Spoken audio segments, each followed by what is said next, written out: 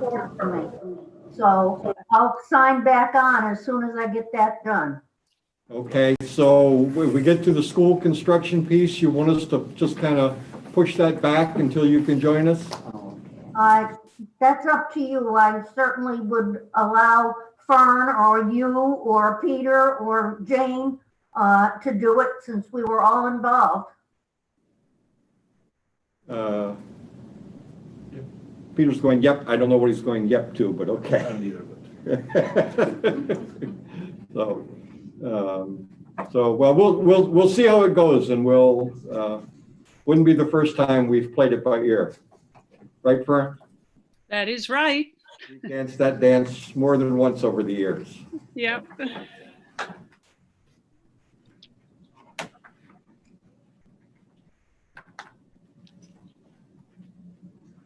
The courts are now giving us less than 1 day's notice, which is crazy. It's true. Sure is. It sure is. Turn it off. So you want to bring these folks in, Mary? Hello, John. Amish cider and donuts in the back. Who am I bringing in? No kidding. I guess you need to, are they all in? They're all in. They Okay, just- great. That's Okay. it, John. Okay. So good morning. It is a couple minutes past our scheduled start time. We have a board member just taking a seat here, and we'll be convening our workshop in just a few minutes.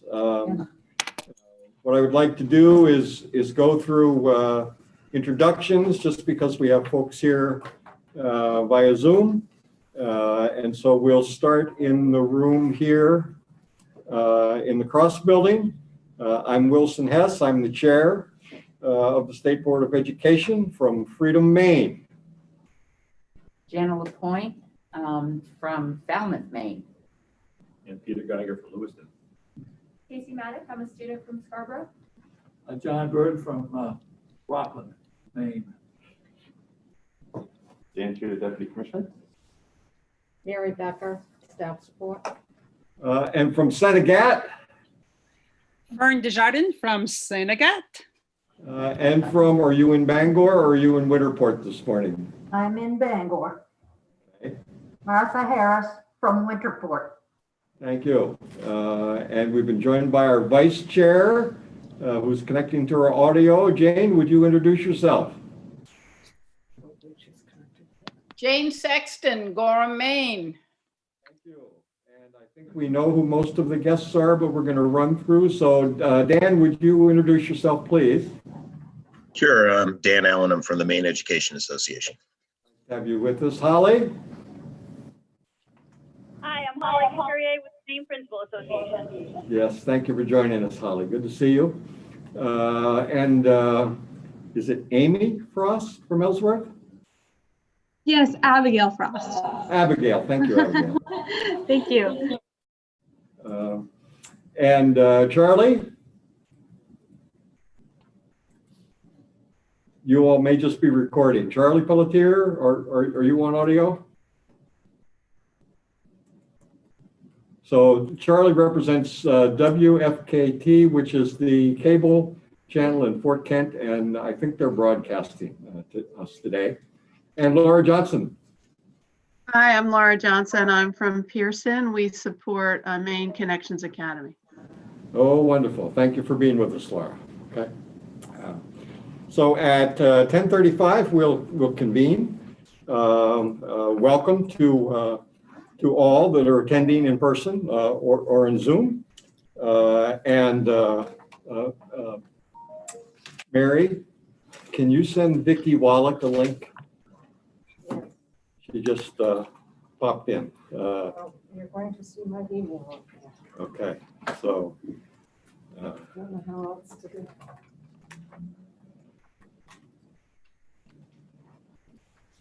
Let's just take care of some housekeeping here.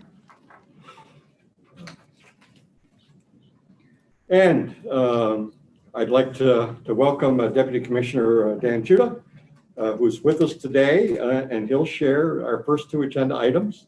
The first is report on behalf of the commissioner. And then depending upon how you want to segue it, we'll segue into an update on the progress of the Chapter 15 work that's going on. So Dan, please. Okay, good morning, everybody. Nice to see you. Couple updates for you. First, last week, as Martha knows well, we did announce the Teacher of the Year, who is Cindy Sewell at the Talbot School in Portland. So we're very excited for her. And so, yay. I don't know what that was, but that was a good fanfare. Last week, at the end of the week, I'm not sure if there were any state board members there or not, but Amanda Peterson from UTC was also named the CTE Educator of the Year as well. So yeah, we had a good week of celebration for our educator. As of yesterday, a portal was linked to the DOE's website for you to check out. It lists the positive cases in schools in the last 30 days by school. You'll also notice that the majority of which are listed with a less than 5 indication for privacy purposes. So those are listed there for you to review. Those will be updated twice a week on Tuesdays and Thursdays, noting any of the cases that are in schools. Those are both students and staff listed on there. And we do have a couple active outbreaks at this point, the largest of which is the Community Regional Charter School up in Cornville/Skowhegan. And we have one in New York as well. So a couple active outbreaks. Just so you know that that partnership continues between us and DHHS/CDC. We continue our daily briefings, but there are also, in the case of outbreaks, special meetings that are convened really as much as necessary for the school to be supported. And again, it's CDC as well as DOE colleagues there to answer questions that they have or any procedural things that they have going on. So we've been part of a number of those meetings for the outbreaks specifically. Next is just an update on coronavirus relief funds. I think I've given you some updates about those chunks of money before, yep. But just to give you kind of a sense of where we're at. So currently out and available, Corona CRF1, which is the first half of the funds that were available, $165 million-ish that were made available to schools. We had some state set-aside projects as well that we have been working on to benefit the whole state. We also had $1 million of that. 165 was set aside for adult education programs specifically, so they've been applying for those. We also had a day programming. 25 million was available for SAUs to put together programming that fills the gap during the day when students will be hybrid. So it wasn't to take the place of before and after care. It was really for during the day when it's typically would be at school. And we had just shy of 50 applicants, so 50 units applied for that funding, which was helpful and went a long way to support that programming. And then most recently was the second half of the CRF, bigger pot of money. CRF2 is now available for SAUs, and they're actively applying for those funds as well. The most challenging and that amount was 164, is that right? Yeah, it was the other half of the 300 and some odd million dollars. Yep. Yep, it was slightly smaller than the first batch of money. The most cool feedback that we've gotten from school units about CRF in general is the December 30th deadline that it has to be used by. Mm-hmm. And of course that was either put in there by Congress or by Treasury. I'm not sure exactly who, but it wasn't us. Treasury has communicated in their FAQs that it's the end of December that it has to be used by. And they mean committed, don't they, when they say used by? Yes, they mean committed because there could be payroll that goes sometime in January or liquidated in January. Yeah, but it has to be committed by the end of December. Okay, I would say, Dan, that that's a misrepresentation from the newspaper. because they were saying it had to be used, not committed. And I thought, wow, that's saying an awful lot for schools to be able to Yeah, do that. I just think that's a useful distinction for folks that are listening to Yeah. understand. Yep, that's accurate. So those are the funding updates that we have. Of course, everyone is kind of back at the state level, very concerned about what their budgets will look like locally for next year. And all state agencies are working on what their budgets will look like. So I don't have information for you at this point about what we're looking towards, but we're keeping our fingers crossed that the revenue forecasting update in December will be positive. It's still going to be bleak, I think, but it may be more positive than we had initially thought. So, question over here. Yep. Dan, yeah, last night I was on the board meeting for Baxter, and it was interesting. It wasn't the teachers, but it was the parents. When they were asked, they had time to ask questions, and they all were concerned about, were we going to lose money because we had lost a number of students between last year and this year. And so they said exactly what you're saying right now. They're hoping it won't change, but it all depends, because I guess what will then happen is that the individual schools will maybe have to up the amount of money, which if they do, then that does affect our charter schools, because the child coming from that school to our Baxter or whatever will be given that difference in money. But they're all hoping the same thing that you said, that it won't be bad and it won't look as bad as we've been thinking it was going to. Can I just do a check-in with the folks that are via Zoom? Can you give me a thumbs up if you can hear folks okay? Or, okay, good, okay. I just wanted to be sure we were being heard. Thanks very much, So we Dan. can take off our masks and. just for folks, the commissioner and I actually met here, right here in this room last Friday with MSSA funding committee. It was their meeting, and they invited us to come because they're very concerned, obviously. The three, I would say, bigger factors that are weighing in on this, obviously it's the state budget and what support can come from the state is a factor. Enrollment is a factor. They're concerned about that. Families have chosen to do different things this fall, and how the enrollment will play in. And then valuations have gone up across the state. So that obviously kicks into how much what the mill rate will be as well, and what the local obligation will be for education. So there's some three big factors that interplay in order to determine what that will look like. So as the pieces kind of come, as far as enrollment is concerned, tomorrow is the deadline that schools have to have their enrollments in, and then the superintendents have until the end of the month to certify what those numbers are. So we'll get those numbers cleared up in a little bit. Valuation is done, so that's all set. And then obviously we're still working on the state budget for what that will be. But those pieces do play in together for what Janet? GPA will be. Sorry, Dan, the evaluations within the town, how would those differ? I mean, wouldn't it be that the town has to take a vote of their selectmen or whomever they have to make it change, because evaluations is set? So, right, so the valuation helps determine what the town's ability to pay is. Right. And so when you have this and it factors into the formula, different towns have it, whether it's all enrollment or it's valuation or it's half and half and those types of things. So as valuations go up, it means that the town's ability to pay increases, which means that the state's portion decreases. I think the argument for things like looking at median income and those other economic factors keep coming up to the surface to say that valuation probably isn't a good indicator. There are numerous examples. But nonetheless, that's hardwired into the formula. It's in the formula right now, right, by statute. Even the fact, people have said, well, could we do a hold harmless, so to speak, or, stick to last fall's numbers.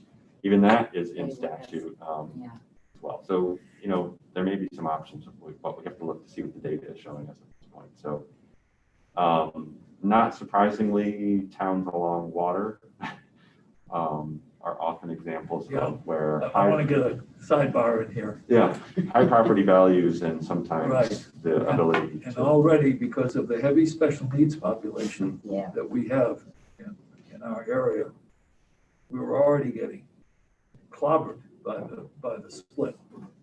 Now, we've just had our first revaluation since 2005. Our taxes went up 40%. And I'm sure lots of other people in the community had the same thing. A few probably went down. That's not helping either. That means, we'll be paying more, the state will be paying less. It doesn't mean that the income of the people living in Rockland is going up. Going up, that's right. It's a very, very, it's a conundrum. It's a lot of things. And then of course, one of the big questions is, will there be federal relief coming through the states that will help to pay for things like education? Where's their money coming from? Jana? Yeah, my other question, Dan, would be, do you have any handle at all on the number of children that are not going to be in the count this year because the parents have decided, even as groups, to homeschool? Because this is what we found at Baxter. We went from 300, don't hold me, about 314 students down to 314, wait a minute, 413 down to 399, or 393. And they were trying to get a handle on that difference to see how many of those were homeschool children, because I'm wondering how that's going to affect the rest of the state as well. We're hearing anecdotally in different places, it's very high, in some places it's a little lower. That will be part of the enrollment count, because when a family says that they're going to be homeschooling, then the student is exited from the local school district. So that would be part of the October 1, to get a sense. But we are hearing that's. But it's going to be discernible. We're pretty sure. We think so. Anecdotally, but it's, Yep. So, I don't know how we got off on a tangent on that. Oh, I did. I talked about local funding. Otherwise, things are going fairly well within the department. As always, people are connecting. We continue our weekly connection with the commissioner. So Wednesday mornings, where we used to have, again, here in this room, the whole department would get together for a quick briefing meeting. We continue those weekly with all staff, which is nice to at least connect virtually through Zoom on our meetings. And that's, I guess, a high-level report for where the department is at this point before I dive into 115. Any questions? So let's see if we have further questions. I'm looking out to Zoom land from our folks there. I'm seeing heads shaking in the negative. Good. Thank you for taking questions as we came along, Dan. Okay, so now I'm just doing play-by-play for folks that are following along. So now Dan's going to give us an update on the ongoing work on Chapter 115, which is educator preparation programs. Okay, certification of educational personnel is the topic du jour here today. So I'm going to repeat probably some of this, but I think it's important for you to kind of get a full sense of where we are at and where we've come. So as you know, because we've had these conversations back in the spring, we have endeavored to, and in doing so, we have reached out to the Professional Standards Board to see if any of those members were interested. A wide majority of those members were, which is great because that means that we have representation from multiple different stakeholder groups. Those individuals, by the way, were nominated by their respective associations. So the teacher members were nominated by the MEA, principal members by the MPA, et cetera. And then we did augment a few places where the numbers were a little bit lower or there wasn't somebody on the PSB that was interested in participating. So we have a committee of around 25-ish. Peter happens to be a member of that, which has been great connection between that work and the state board. And that group started meeting the end of May. And we've been meeting weekly since then, and including right up until tonight. With the exception of 1 week we took off for the July 4th holiday. But otherwise, we've been meeting weekly via Zoom, which is also great, by the way, because they do come from all parts of the state, so they're able to participate without having to travel. We were doing Friday mornings through the summer, and that started to conflict with the school schedule, so we're now on Wednesday evening. At the beginning, our conversations were collective. We had full group meetings together.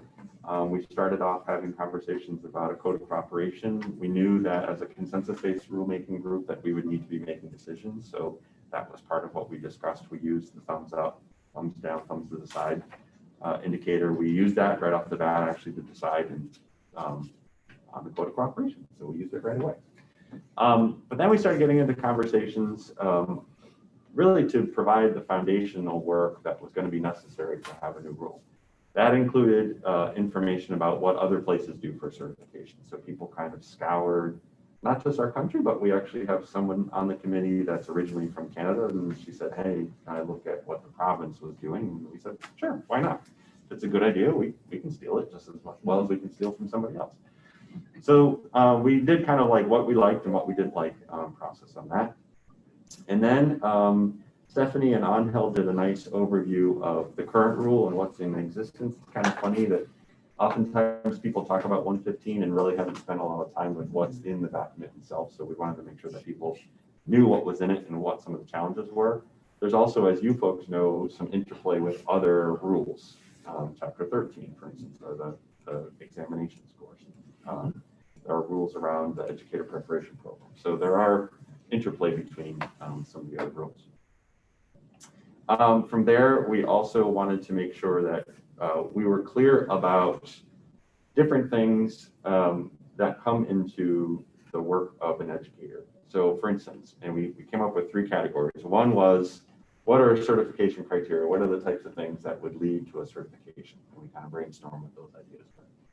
Another was employability characteristics. There are things that superintendents and principals look for when they're hiring somebody, which doesn't necessarily mean it's a certification rule, but it's something that they look for in hiring an individual. Is it a good fit for their community? And so we put those into a column. And then the last column was, what are the types of things that people need to learn through the course of their career? Classroom management, for instance, kept kind of coming up for teachers. Like, you never really can really well learn about classroom management until you're in the classroom and you're doing it. So to make that, just to kind of play off of this example, to make that a certification rule, while it's part of education preparation programs, you have to learn that while doing it. So it's probably not a great certification criteria. If somebody is a brand new teacher, they've probably had some experience in practicum or internship. But again, they haven't had a lot of time to hone that skill with classroom management. So it may or may not be something that can come through, the hiring process and interview and so forth. So that's probably a skill that needs to be developed through professional learning at the local level. So we made sure that we were clear on kind of the nature of those 3 different criteria, so that one kind of didn't bleed into the other. We weren't kind of stacking the deck, so to speak, into the certification criteria.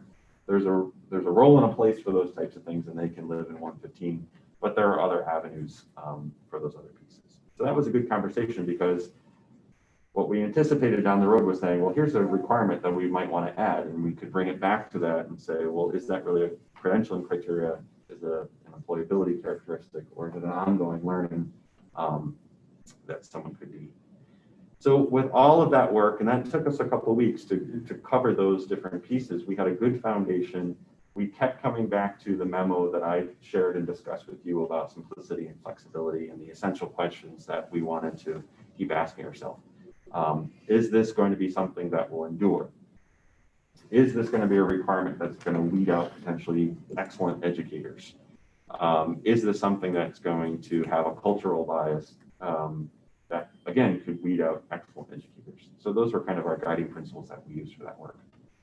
And then we shifted into small group work. So then we broke out on Zoom into a teacher group, an administrative group, a special educated group, and a CTE group.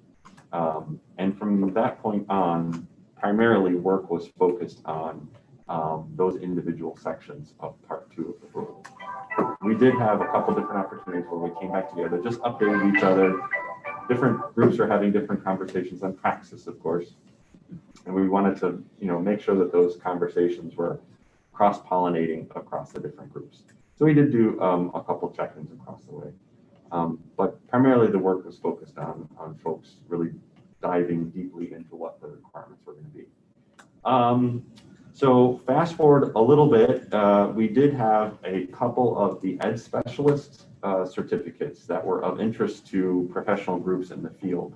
We didn't really have representation from those folks on the committee itself. So I decided to have those groups that were interested have reached out previously, and ask them to do a presentation for the full group. And 3 of those groups took us up on it. It was the library media specialist. All 3, I would say, were thrilled for the opportunity to give a half-hour presentation to the full groups that could hear what they were proposing. So it was library media specialist, school psychologist, and CTE. Each had a chance to present to the group and submit their proposals.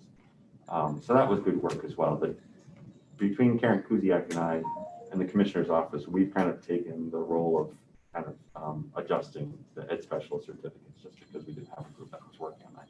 And the changes for the most part were minimal in kind of collectively in ed specialists.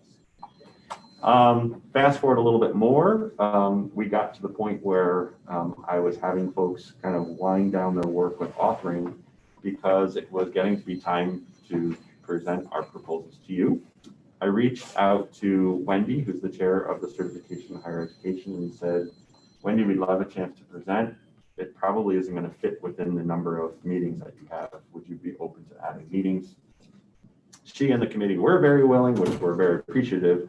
They added 4 meetings to the month of October so that the groups can present the proposals. We've had 2 of those so far, and they were last week. In the first meeting, I did a similar overview to what I've just done now for the committee. And then we had the administrator group present their proposals. And just to kind of give you a sense of the nature of what some of the changes are, some of the redundancies have been removed, and this is kind of across all the areas. I'll use administrators as one of the examples, but this is kind of true across the areas. Some of the redundancies have been removed. The groups are also very interested in looking to see, are there certificates that nobody really uses anymore? They can go. They're also looking at the language of the rule to say, is this user-friendly? I know the answer to that one. But in some cases, what they have done was the pathways across all the subgroups, the pathways to which would lead somebody to a certificate was still very important to people. They wanted to make sure that there are different ways to go about getting to the certificate, whether that's through an educator preparation program, whether that's through the work experience, a couple different ways to get to it. So the way that they've done some of that clarification is they've brought kind of the criteria for all pathways kind of front and center, and so that no matter how you go about it, these are some of the things that are going to be required for all. And then we're trying to actually visually, while being also accessible, line up the pathways so that people can actually see with the visual presentation how the different pathways would go. So the administrators have done that work, again, as an example. They had some good conversations. They were thinking they could really shrink it down, and then had some conversations about why it's important to keep the certificate separate. They had some conversations about the professional standards that are currently in the rule and updating those to the most recent version of those standards. And then again, the pathways are what they're looking at. And the nature of praxis that they're interested in, that also has some interest in others, is that rather than, the question becomes a little bit more complicated than praxis yes or praxis no. Because if it's praxis no, then it becomes what's the alternative, which I would say the teacher group is probably most heavily involved in that piece because of the content part, which is different than some of the other areas. But across the groups, what they're interested in saying is praxis may be one of the pathways. If you want to take a praxis and that's the way that you want to demonstrate it, go for it. Does everybody have to take praxis? No. But if praxis is one of the ways that you want to do it versus an education preparation or portfolio or work experience, and you're successful in that way, then go for it and make that be one. So it becomes an option rather than a requirement for everyone. So, so that was a good conversation. The committee asked, I know we got two different committees here, but the State Board Certification Higher Education gave good feedback and asked great questions for the group. It just so happened that the next night we had our big group committee conversation. They were able to take that feedback, and then we were able to, the next night, Thursday night, was the second opportunity to turn that feedback right around with an update proposal. That night was also for the ed specialists. So Karen and I presented the library media specialist and the school psychologist proposals. Again, some good questions that we'll take back, get some clarification and bring back to the committee. And the third piece for that Thursday night was the CTE certificates. And Carol Pelletier, who's from Midcoast, actually, School of Technology, was the representative on our committee, and she did a nice job of kind of outlining some of the feedback that she'd gotten from CTE directors over time. And since that's the work that she does, she's very well aware of the implications for certification. And again, updating the work in CTE. Again, some opportunities there for some combining of some of the endorsements because there's some overlap for some of those pieces. So that's where we are up until tonight, which is again another committee meeting. I'm not sure what the verb is. I've asked or warned or pleaded somewhere in the middle of those with our group to say that we'll continue to meet. We also know that, you know, once we get it to the state board and then it gets beyond to the legislature, that the legislature may have some feedback as well for the committee to consider. It's not quite a lifetime commitment on this committee, but pretty close. So our next two meetings are towards the end of October. I think you might want to add threaten to your list of verbs. Okay. It's trying to be nice. People have been very willing, which I appreciate. The next two meetings are at the end of the month. I think it's like a Monday and a Thursday, something like that, with Wendy's committee. We'll cover part one, which the commissioner and I have worked on, which are really the basic requirements for certification, as well as special education that night. And then the fourth meeting will be for teacher. That's by volume and perhaps by complexity, the biggest. And so we want to make sure we have the most time for the teacher group. And if I didn't say this, I will say again that those subcommittees that I've mentioned that have been working since May have been very willing as they're able to present to the committee as well. So it's not me doing all the presentation, it's actually members of the subcommittee, which is, I think, nice. That catches you up, willing to answer any questions that might be there. John Bird. It's more of an observation. Listening, Dan, from a process standpoint, which is what you've really done, you've summarized all the steps.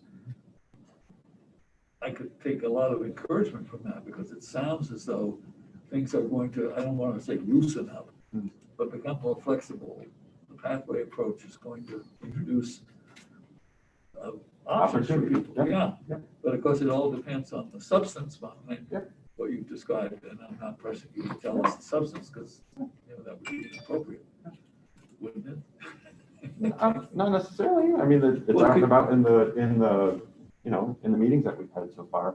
I've tried to, without getting word for word into it, to kind of describe for you the nature of what some of that content is. But and the interaction with committees, that all sounds good. And bringing in other outside resources, because from a CTE standpoint, which is a special interest of mine, I'm encouraged by what you said there.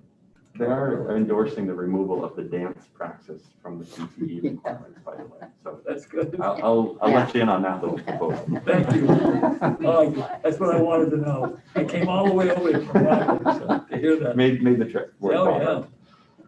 John's actually more interested in the hairstyling. Cosmetology. Good to know for future reference. Speaking of, I'm not sure if there were more questions. I did want to talk about timeline. I think there is one over there. But okay. Okay. Martha, did you have a question? You're on mute, Martha. Unmute, please. No, thanks. Thanks for asking. Thank you very much. Other questions from our Zoom participants? Okay. Jane had one too. So, timeline. yes, timeline. Which, Can I just do a little setup on timeline? sure. Okay, first of all, I want to thank Wendy and the members of the committee. Dan and his colleagues have produced a very ambitious timeline, and their willingness to adapt their schedule has really been laudatory. And that timeline is such that it's possible, I think Dan would say desirable, but he'll speak to that in just a moment, that we may be at a point where we could consider action at our November meeting. So it's important for us to get as much of a grounding from Dan as we can. That's my setup for Thank Dan. you. Thank you. Yep. So that's where I was going next. I was just trying to get the timeline back up in front of me because I want to be accurate with this. So we've accomplished the 2 committee meetings today. I'm providing this overview for you. I think the plan was that Wendy is able to join. She was also going to try to give a committee. She's going to join us this afternoon. This afternoon. She has a medical appointment this right. morning. So, the members of the Certification Higher Education Committee could provide you additional details from their perspective during a committee report. We've got 2 more meetings, as I mentioned, on October 26th and 29th with Wendy et al. To present the remaining subcategories, as I mentioned.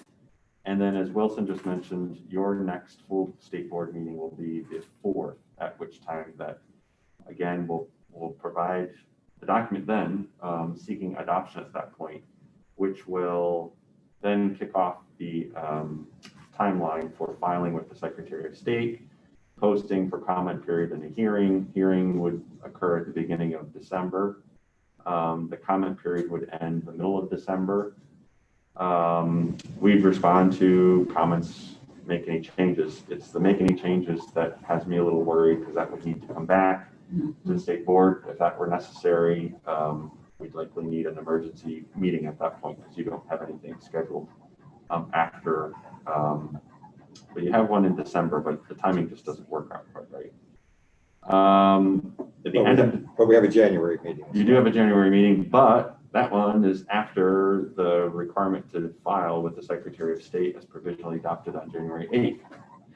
So, anywho, so the Christmas party is sacrosanct. So. Okay, so that's what we're looking at. Again, as Wilson mentioned, we're doing our due diligence with the committee to make sure that questions are there and out, and certainly we want to make sure that you folks have your questions answered and clarification on the 4th. But that's the timeline that we're looking at with that kind of hard and fast date of January 8th, which is established. I think it's the second Friday of January is the way it's termed. And this year it seems a little early, but it's January 8th is how that falls. So. Question. Dan, how do you get the Education and Cultural Affairs Committee involved before it gets to, because I worry about them that they haven't had the preparation that everyone else has had, and all of a sudden they look at something and say, well, I don't like that. And then you get kickback. So I just want, is there a process that you have in mind of how to involve them now and as you're going forward so that you don't end up getting that kind of a situation in the end? Well, I think, of course, in an ideal world that would be happening. And also, as you know, the legislature is not convening. Right. The committee is not convening. So it will, it's also a question, what's going to happen in January when this session is supposed to convene. I'm not sure. I can't speak to the legislature, obviously, but what will even happen at that point?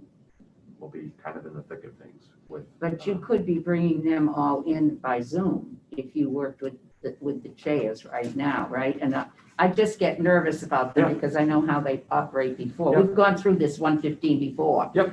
I've sat in those 3-hour sessions where you're listening to what people have to say and then things getting thrown Yeah. back. It's a little more complex than just having them come together on Zoom, unfortunately.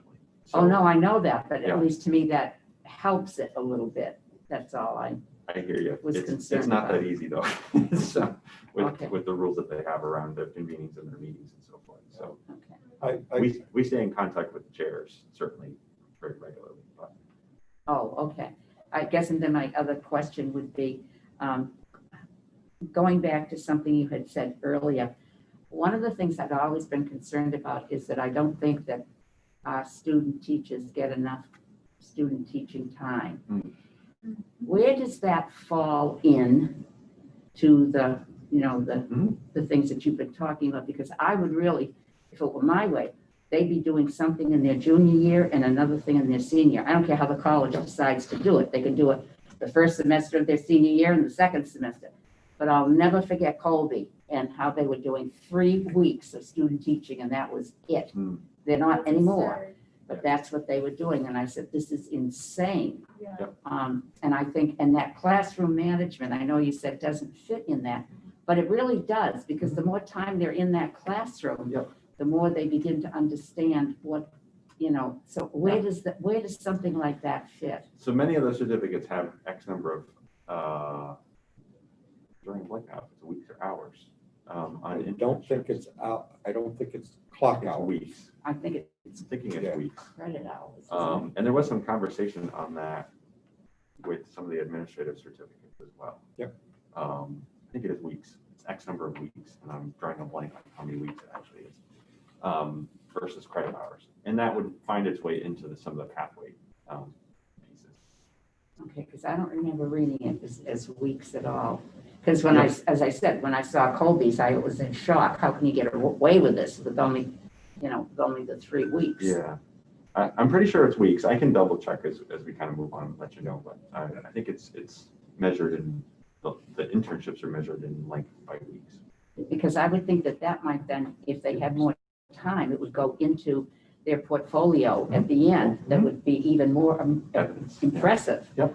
of what they've been doing I can- as their alternative way. Right.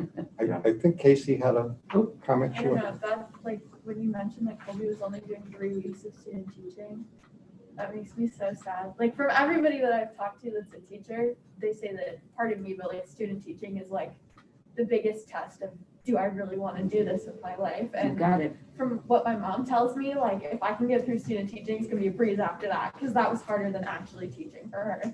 And to only have 3 weeks, I mean, They don't anymore. I would They're feel so more. uncomfortable. Like, Mhm. yeah, I think that's so important. Like, to have to teach a classroom of students by myself, and I'm picturing like doing such little amount of preparation time with another teacher in the room. No, there's no way. That's like asking somebody to fly a plane after being in the cockpit for like an hour with somebody else. You got it. Actually, you do fly it after an hour, but it's the landing that's the crazy part. John? Yeah, so what was Colby's response when that got? Yeah, is that different? This was going back maybe 6 years ago when they were being certified, because Yeah, but I mean, when you brought that to their attention, somebody did. Oh, well, but is it any different now than? No, my question is, I I know. know that. what did they say to defend 3 weeks? We didn't bring it up to them, and that's what I said. I didn't have the guts to do it, and I should have done it then. And we allowed it to slip through that way. I'm astounded. Yeah, I know. I've been Absolutely astounded at myself, but I sat there and I thought, And I I'm like not what gonna Casey say said, anything. you know, I mean, But I that is mean, a- even now, what do you hear about Colby? Yeah, what is it now? So many of the kids don't want to do their student teaching when? In their senior year, in the second semester. Why?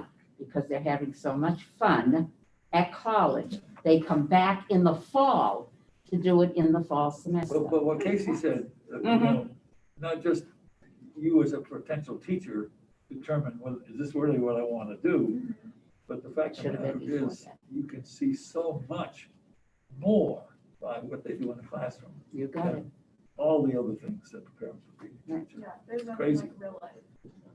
So Dan, before we give you complete control back, I just want to make a comment about one of Jana's earlier issues, which had to do with the legislature. And I just want board members to know that Peter's Legislative Action Committee has kind of kicked that can around a little bit. I don't know whether you're ready to really throw anything out there, which we can do later today if you want, but I think there's probably more can kicking that needs to be done. But Peter has got that group thinking about, how we might be able to do some outreach. We identified what each committee's interests are, so that when there is legislation, we're sure that we are tackling all those items. So we'll see. I don't think it's quite ready for even, quasi prime time yet, but I just want you to know that Peter's got folks thinking about that. So thanks, Dan. Yeah, my pleasure. It looks like it's 15 weeks currently in the rule. Thanks. Yeah. That's all I have to share at this point. So. Let's see if there are any other questions for Dan or positions that people want to take. Hearing none, I would just again like to remind folks on the board that the timeline that Dan has presented is, I think the word I'm trying to use is ambitious. Dan, is that the one I'd use that. I'm okay to do, and that even if that timeline isn't exactly on point, I think all board members should be prepared for some extra time on task in the future. Okay, on this, and of course I would remind board members of our experience during 2019 with Chapter 115. So in addition to what Dan talked about in terms of it being endurable and being user-friendly and having pathways and those sorts of things, I think we have a special concern that we try to do what we have to do to be sure that we get it right this time. And again, thanks to Wendy and Jana and Fern and Jane for her work earlier in the year in pushing all this forward and the extra work that's been going on now. Thanks to Dan for his leadership and he's built sort of the master of consensus based on Zoom now. I think he has a consulting future in that area. John. I'm just going back to the business about it ends up inevitably with the politicians. And it's at some point, to the extent that these two groups are joined at the hip, really solidly behind what they come up with, I would think would give more weight to dealing with the legislature. I realize they hold the cards. I understand that. Sure do. But to the extent that there's no daylight between Wendy's committee and this group. Is that a I think it's our committee and the entire board, which is why I would say. No, I realize it's the entire board, but I mean, and yes, I think you're right on with that, John. I think I'll speak for myself. I believe what this committee has seen so far in terms of the consensus-based process. I think that's a very important ingredient. As if it proves out for the rest of the way what we've seen so far, I think that's a very important ingredient to be able to communicate to the public and to the legislature that most of these ideas are rooted in the practitioners. And their understanding, and that has been vetted by folks like us. If that's the way it all works out, we'll see. The proof of that pudding will probably be during the public comment period, where it could really solidify that, or the wheels could come off the cart, and you don't know until you get to that part. But I think that's a key piece to all of that. So yeah, John, I think it's absolutely right that it's important that this committee, CAG, and the board, get deep into the understanding of this. And I think we as the State Board of Education also have an obligation to see that the actual Professional Standards Board, which is widely represented on this body, but that it touches the bases that it needs to touch. And they're meeting, Peter, they're meeting next week, end of this week? 19. The 19th, okay. Okay, so they're having their second of 5 required meetings soon. So it's important that, we keep them, like I say, touching the bases as we go around. So there's a number of moving parts here. And again, thank you, Dan, for your leadership in all this. Great question, John.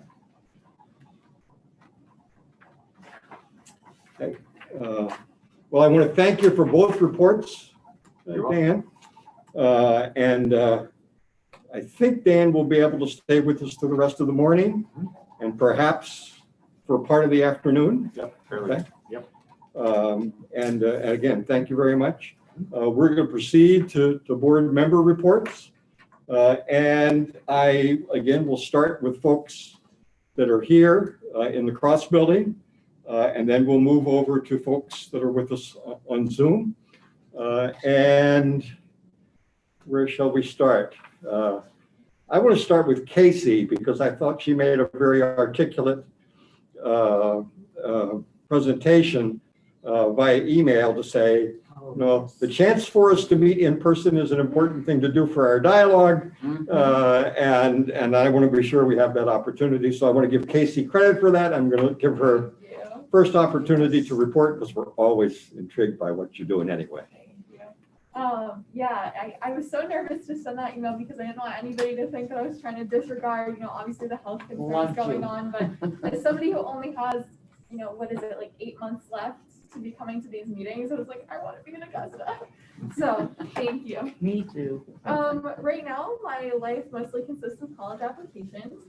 I've finally narrowed down my top choice schools to Brandeis, which is in Waltham, Mass, and Bates College in Lewiston. I'm applying to like 8 schools in total, but those are my top 2. And I just took the SAT a couple of weeks ago, and then I'm taking the ACT on the 24th, which is originally supposed to be at Bonnie Eagle, which is like 20 minutes away from me, which is great. And then I got moved to Bath, which is like 40 minutes away from me, which is not so great. And now it's in Bangor. So I have to get up at 4 o'clock in the morning and drive for 3 hours to take a standardized test for 5 hours, which is really fun. I have a question for you because we went through this last night with Baxter, that their students were not being allowed to go back to their local high schools to take the SATs. And so they were setting up something in order for them to take it all together. Is that what you were finding, that your own local school system? Why did you get changed so many times? Okay, so the SAT we were allowed to take all together. We went in on a Wednesday and they just split us up. There were like 10 kids in each classroom, so it was great. I'm choosing to take the ACT because I haven't been like super happy with my SAT scores, and a lot of the schools that I'm applying to don't require them, but I want that merit money, so it's like I need a good test score. So I'm just taking the ACT just to see how I do, and I'll submit it if it's like pretty good. Scarborough doesn't really offer the ACT, like, I don't know, it's just never been a big thing because usually you need it more for like schools in the south and things like that, which is Right. Universities. yeah, it's just not as popular in our area. And I could take it at Bonnie Eagle, but I'd have to take it in December, and I want to send my scores to my early action schools, so I need it by like November 15th. So this is a follow-up to that too. I was under the impression that this year that most of the colleges and universities were saying, we're not interested in your SAT, you're okay, because of what they're going through with COVID. I think that I love the test optional like movement and how that's becoming more and more common. And I 100% believe that the ACT shows nothing about your intelligence and everything about your ability to take one test. And like I said, most of the schools that I'm applying to are test optional. They are And I've test received optional. lots of emails that are like, we're being flexible this year because of, Mhm. the pandemic, like, it's challenging. But from what I learned watching my sister go through the process, all of her schools are test optional, but she chose to submit her SAT scores because she's intelligent beyond any means and scored like so well in her SATs, and that's how she got her maximum merit money from all of her schools. Uh-huh. So that's why I'm choosing to do it. They say they don't care, but it still looks good if you do well. I think there's 1,800 schools that don't require SATs. So But you still it's can. become, and Bates is one of the early ones that decided not to. Yeah. Yeah. John, And the first school to do it in 1966 was Bowdoin. Right. And then as far as I'm sorry, Wendy's not here, so I have to say, Bates. but Bates was coming right along. Oh, I yeah. know that's Oh, what yeah. she'd say. You wonder why Bates is one of my top choices? Because last meeting I was with Wendy over at her office. And she was talking my ear off whenever she got a chance. And Jane's back there saying, Colby, Colby, Colby. So I just want you to know. That too. My family's like summer camp is in Oakland. Yep. So we're on the same lake where lake? Colby's nearby. So Which lake are you on? Messalonsky. Yep. So I've grown up sort of like admiring Colby, which is nice. Another challenge with college applications in 2020, I'm supposed to pick my home for the next 4 years without being able to visit. So that's been really interesting because one, I don't have like demonstrated interest at most of my schools other than attending like the Zoom sessions that they've been holding. So God bless my dad. He decided that we would do a day of just like drive-bys at a bunch of schools. And I'm lucky that the University of Maine system finally opened up for tours to seniors. So we are driving it up to Orono again, 3 hours from where I live. And we're gonna do a tour at Orono at like 10:30. And then we're just driving down the state. We're hitting like UMF, Bates, Colby, and then finally we'll land back in Gorham and do USM. So, and that's on Halloween, by the way. So it's gonna be a very spooky college tour day. Oh, you need to drive by Lewiston then on Halloween. Peter will, Please do. Peter will give you the secret ingredients. You're all set? To that. It's a tremendously exciting time in a person's life. Yeah. And you're exploring all these wonderful options. And higher ed's been my career for, I don't know, 45 years now or more. The enthusiasm that's generated from that process is really something to cherish. So thanks for sharing that with us, It's Casey. very exciting. My observation, by the way, is no matter what school you pick, it's the right school. If you do your homework. I had a kid who didn't get into Holy Cross at the worst. He was very upset, but he went to St. Michael's and I said to him, all right, week after you get to St. Michael's, you'll forget wherever you applied. And it's true. And whatever direction you go, as long as you studied it, it's gonna be the best. Yeah, and there's something about my community, like, I don't know, something about Scarborough kids where they never want to stay in state and they never want to go to UMO. There's something wrong with like No, that's typical. University of Maine. That's And typical, not just. I have several, Jaylee's at UMO, and I have several friends who wound up at UMO because they just didn't get the money they wanted from other schools. I had a friend who was choosing between Sacred Heart and UMO, and she had never toured UMO. She just applied. It was her safety. She could basically go there for free. But Sacred Heart was her top choice until she toured the campus and realized this is a great place for me to be, and she loves it there. And everybody tells me, they're like, day after graduation, nobody's talking about where anybody's going to school anymore. Nobody's gonna care. So it's something that I try to keep in mind. And yeah.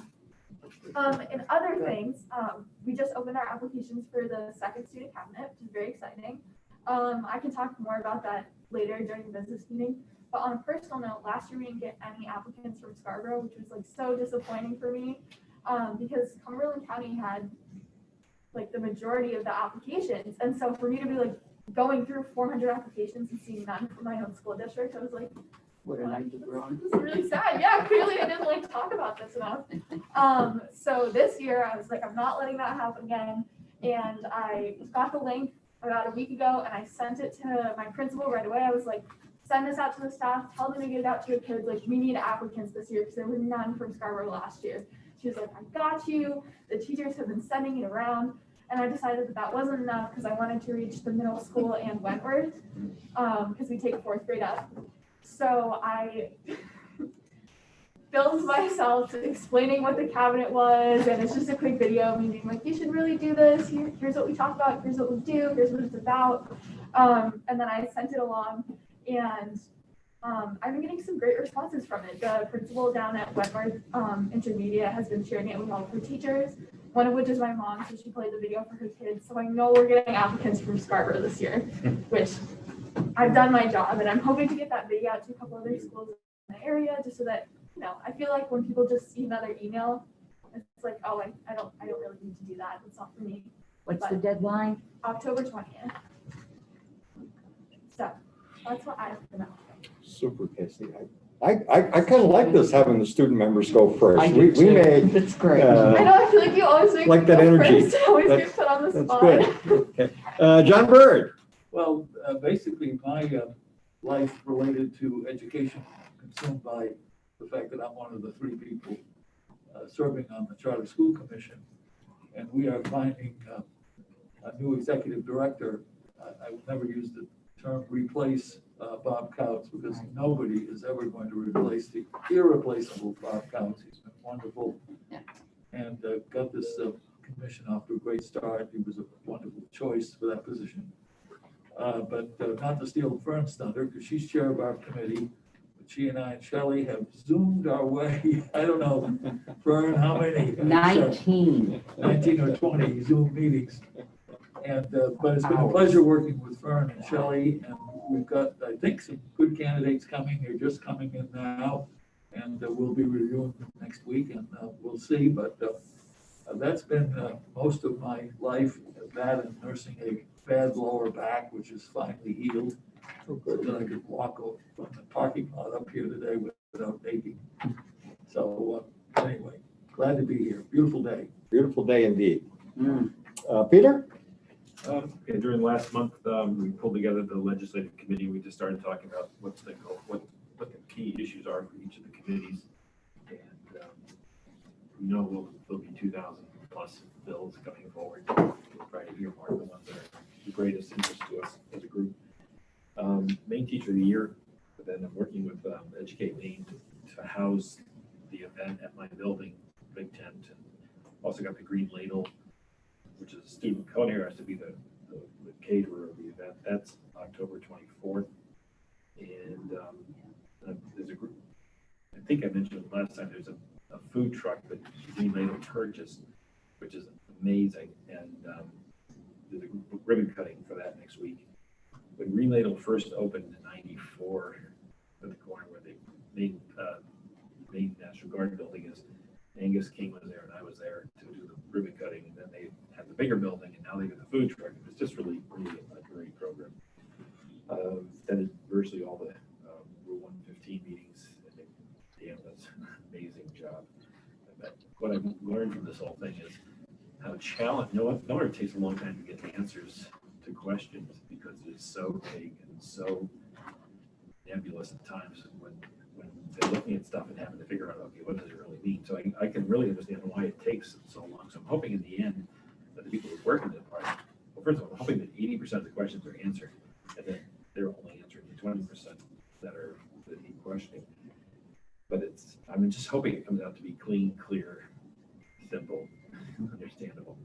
And then I've attended a couple of school construction meetings, and I am working on Halloween.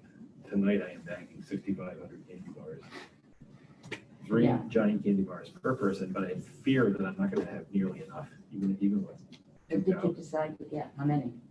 Well, I got 2,000 bags, which is 6,000 candy bars, but I got 6,500 candy bars, but I think I need more.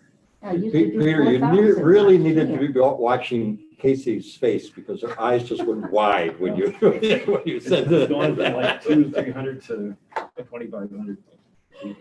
But anyway, it's something to do with my neighborhood, which would be cheek to cheek. It's driving into my building. I got police. I got FM transmitters. Oh, it's big. I know I got a documentary company coming to do a 10-minute documentary in the Almanac sometime next week or two. So that's great. It's always fun, but this one's a challenge. That's great. We look forward to the after action report in November. Any extra candy I'll bring it. We'll make sure there is. Oh, shut up. Jana? In that case, I'll go in person. Well, you have your own. So do I, Ben. There's no way to. See, I've been part of the meetings with chapter 115. They're going well, and I hope things continue to go as well as they have been. We've had CTE meeting. And then I went to the conference, the Melmac conference, through Zoom. So I was able, because I don't know enough about computers, I love it, because what ended up happening, I got to click on and see 3 different sessions that I wouldn't have been able to do if I knew what I was doing. So I ended up being able to watch the general session, and then not being sure what they were. I did go on Melmac Spotlight, they said, which was the college visits and the application process. So I enjoyed really learning something, maybe more for myself, not that I'm going to college, but at least learning what the things that are going on right now. And then I did go on to another one, which was what I should have been going to was manufacturing in Maine, and somehow I missed that one. But anyway, there was another one I went to on FAME and the work that they're doing. That was amazing with the college, monies that they give out. So it was a very good conference. I think I only stayed on until about 1:30 in the afternoon, so I didn't see the rest of the afternoon. But as usual, they did the good job that they've always done. Let's see, just the call. Oh, it was nice to see Dave Daigle from the community college. Yeah. Since I've been with David since he first came to work for the community college, and then they honored Amanda Peterson, which I thought was really great, and talked about the work that she's done through the community college and UTC. That is amazing that a young person could get 42 college credits and still be in high school. I mean, the work that young woman has done in that program is, to me, amazing. I just love it. I wish we could see it. Because I felt very jealous that why isn't SMCC doing the same thing? But that will come. That will come. I think that's probably, I did the college visits with Ed Cerrone. I didn't even recognize Ed with his beard and everything. What the heck is that? But other than that, I think, and then my charter school work that I have done every month. So that's it for me. That's part of the branding in higher ed. When you make that shift, you either have to go to a bow tie or facial hair. I see. Okay. Thank you, Jana. And let's see. Let's go to Martha. Okay, we had 2 construction meetings since our last board meeting. One was the regular meeting of September 25th. The commissioner joined us for that meeting. We talked about the Valley Unified project, and we also talked a little bit about ventilation and how we would add perhaps something to our portion of the strategic plan. The second meeting was a special meeting on October 9th, and that was primarily about Valley Unified and the letter that is being constructed and will be presented to the board this afternoon. But the highlight of my month was the announcement of the Maine Teacher of the Year, Cindy Sewell.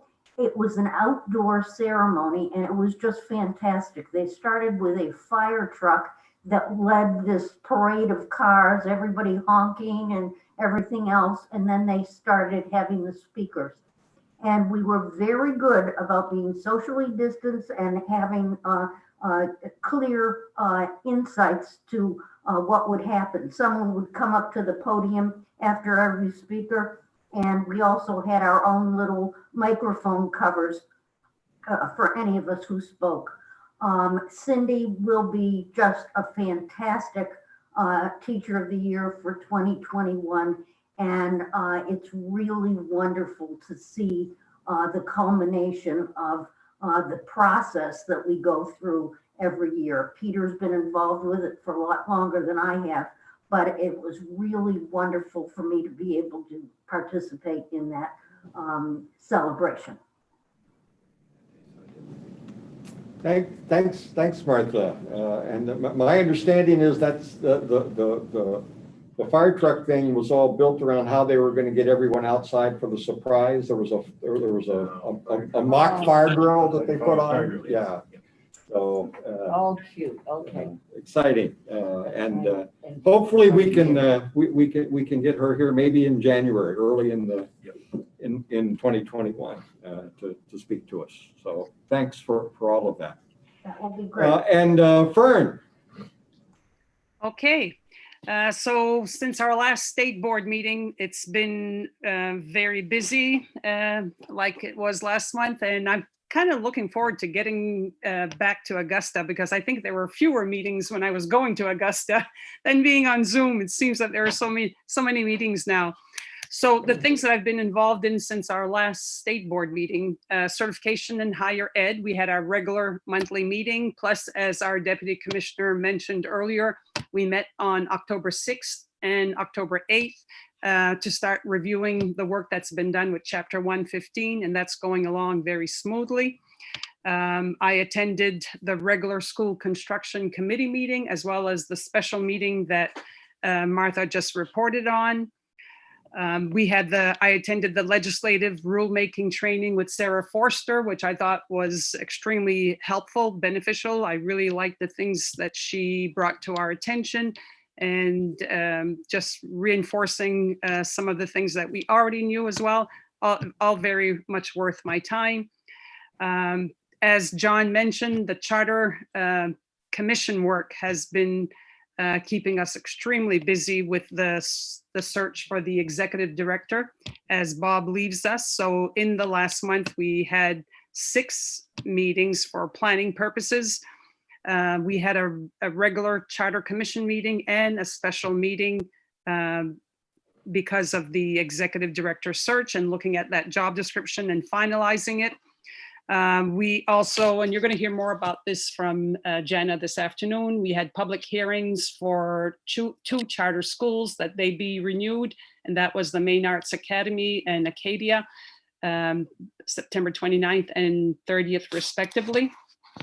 I'm the liaison for Fiddlehead School of Arts and Sciences, and it's also a very big treat. On Saturday mornings, they have their regular meetings, and their board of directors are just exceptional. And so I thoroughly enjoyed listening in to their meetings. That was September 19th for the month of September. And then yesterday I began listening to the sessions with NACSA's leadership conference taking place. It started yesterday, and it's going to go on from October 13th to the 29th, but it's only on Tuesday and Thursday afternoons, and one Friday afternoon, which will be next week. So that's extremely interesting. Aside from these, I'll now move on to NASB. And with NASB, we had our regular office hours on September 10th. And there we talked about legislation, congressional action, the reopening of schools throughout the United States. So the different participants were able to share what was going on in their states. We had 2 board of directors meetings, September 16th and 29th. And I have not been sending you my minutes or the official minutes. And I will send those to you later today or tomorrow. And we'll explain in a few minutes why I wasn't forwarding them. There was a NASB webinar on assessment and accountability systems with the authors of NASB's. Our chair last month told us about this issue coming out, and the September issue focuses on assessment. 3 of the authors were part of that webinar. And so they talked about assessments during this pandemic, schools reopening, the opportunities and challenges that are ahead for school leaders in regards to assessments. It was a very good session. And let's see, 1, 2, so that was 4 NASB events. Lastly, with NASB, I want to talk to you about the conference that's going to start next week. So Tuesday is the New Member Institute from 1 o'clock to 4:15. All of you are invited to participate. It's free to participate. All you need to do is let Mary know you want her to register you, and you can be part of that. They will focus on parliamentarian procedures, among other things, and I think it's going to be very interesting. Then on Wednesday, we move to the regular portion of the conference. So Wednesday from 1 to 6, there will be different sessions. There will be that you can participate in. 5:15 to 6 o'clock will be the awards ceremony, and I'll come back to that in a minute. Thursday from 1 to 6 again, you'll have a number of sessions to choose from. Friday, October 23rd, the only piece you would participate in is from 11 o'clock to 12 o'clock, and that's the Northeastern area meeting. Besides that, there will be from 4 to 6, I will be participating on the Delegate Assembly and the annual business meeting, and Martha will be part of that because she will report out on GAC during that period of time. I remind you, as I had mentioned at our last regular meeting, the cost to participate in the NASB conference is only $125.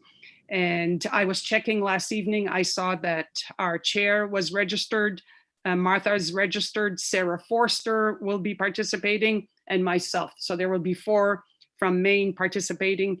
When can you attend the national conference for $125? It probably has never happened. So if you're interested in participating, please let Mary know. She was very helpful in registering me, and she will gladly register any of you.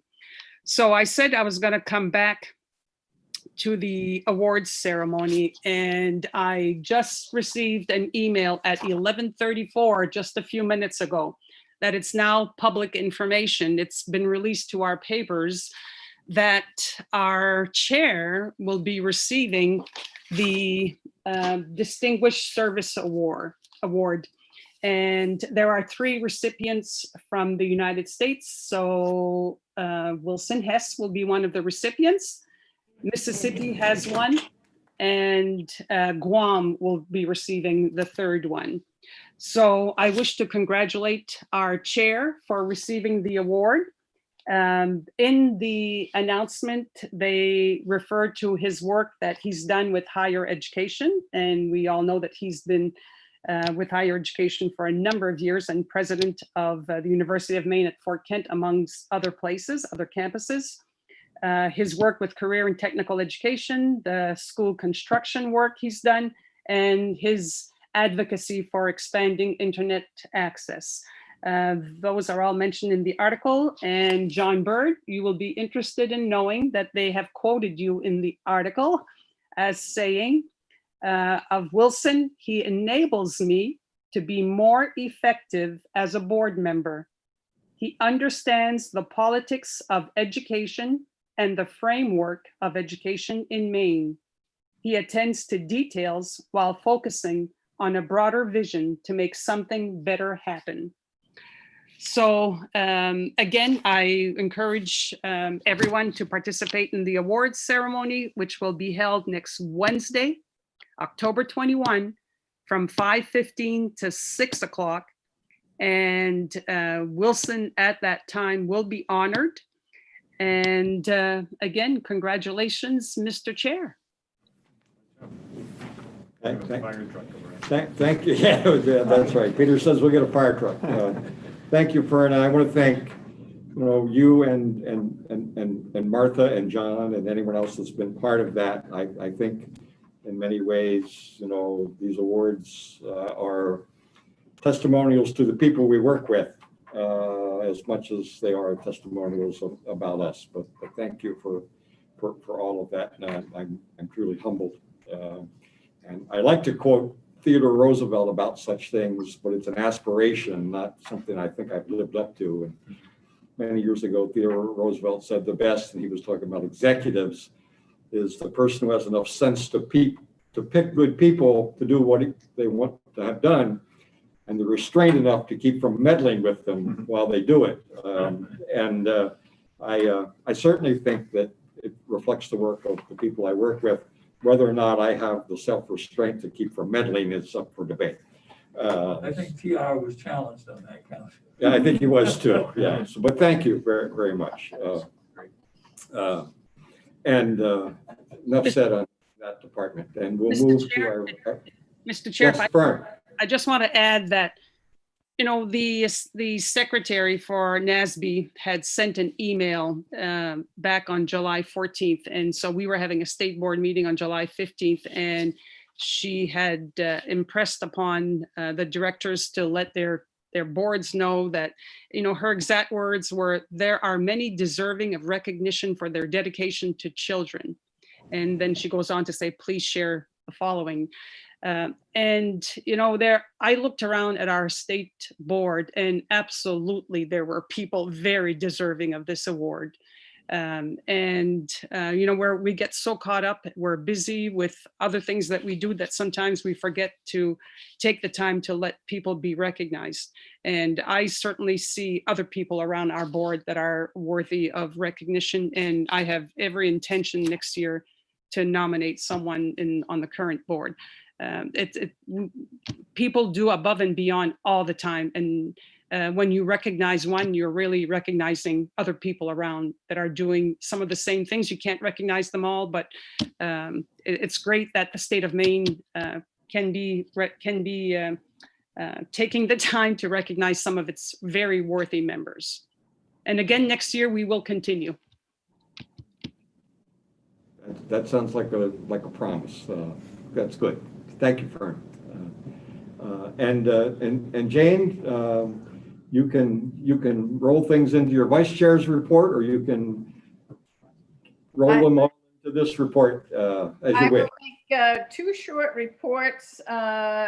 During the board report, I will tell some of the social aspects. My husband and I went up to Sugarloaf, and he talked to his boss about how they were going to try to keep the instructors safe teaching skiing. I also connected with our former board member, Elise McKendry. She is a sophomore at Orono, but Zooming her classes. She is doing an internship at Sugarloaf in business administration. She's changed her major from bio, which I think in the present case of Zooming all classes, that it's a lot better. And as usual, she's taking many courses and excelling in them all.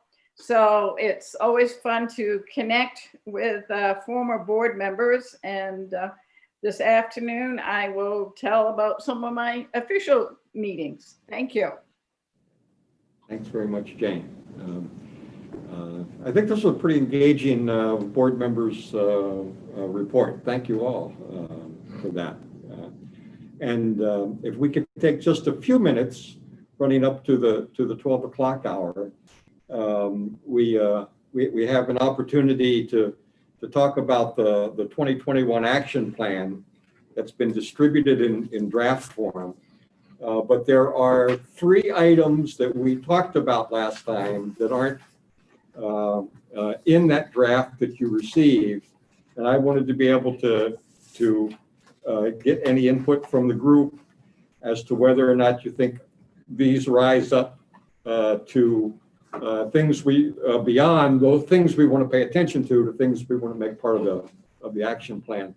And the first one relates to a comment that Martha made earlier about her committee that had a discussion about school ventilation in particular as part of both something that should be be on the radar of our school construction committee, and perhaps something we want to advocate for funding.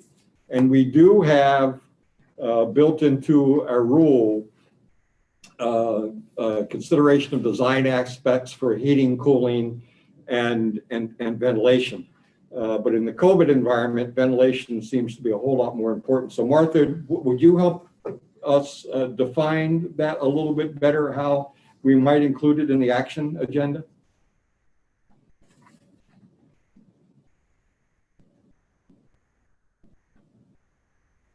Unmute. The committee believes that it is very important that we advocate for the inclusion of better ventilation systems. There is a provision in our current rule that talks about ventilation, and Scott had shared that with the committee. Peter also shared with the committee what his building is doing in terms of special ventilation. So I believe that we do want to include in our portion of the action plan something that specifically talks about advocating for the funding of better ventilation systems, particularly in our older buildings.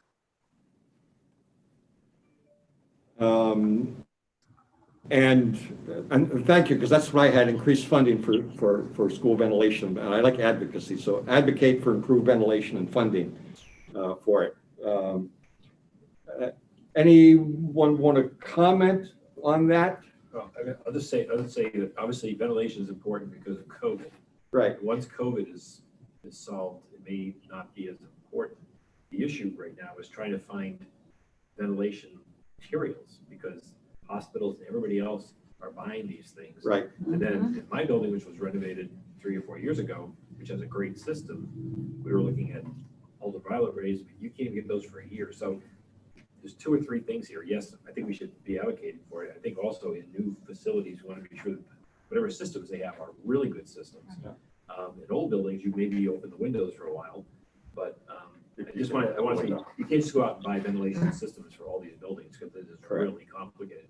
But I think we want to advocate for it because it's a necessity, not just because of COVID, but that's what's driving it right now. Once COVID is behind you, it all of a sudden will not be as, it'll still be an issue, but it won't be quite the issue. But I do think we advocate for it. Good point. Good. Further comments? Okay, Martha may or may not be with us for that part of the discussion because she has an impromptu court session coming up this afternoon. So we're going to try. I'm going to try to focus the language, Martha, on advocacy for improved ventilation and funding for school ventilation. Is that where you would like to go?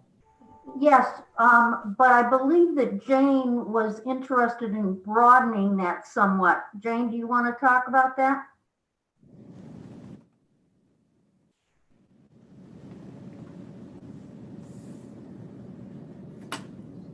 Mute, Jane, mute. Now, sorry about that. Oh. I hope, no red by my name now. Sorry about that. That I'm always an advocate for, and it can be somewhat tied to ventilation, is cooling systems that I think we'll probably be doing more thinking about year-round school and or different semesters for education. And I think the construction committee needs to, in our own discussions, do some forward thinking as far as just how buildings are built.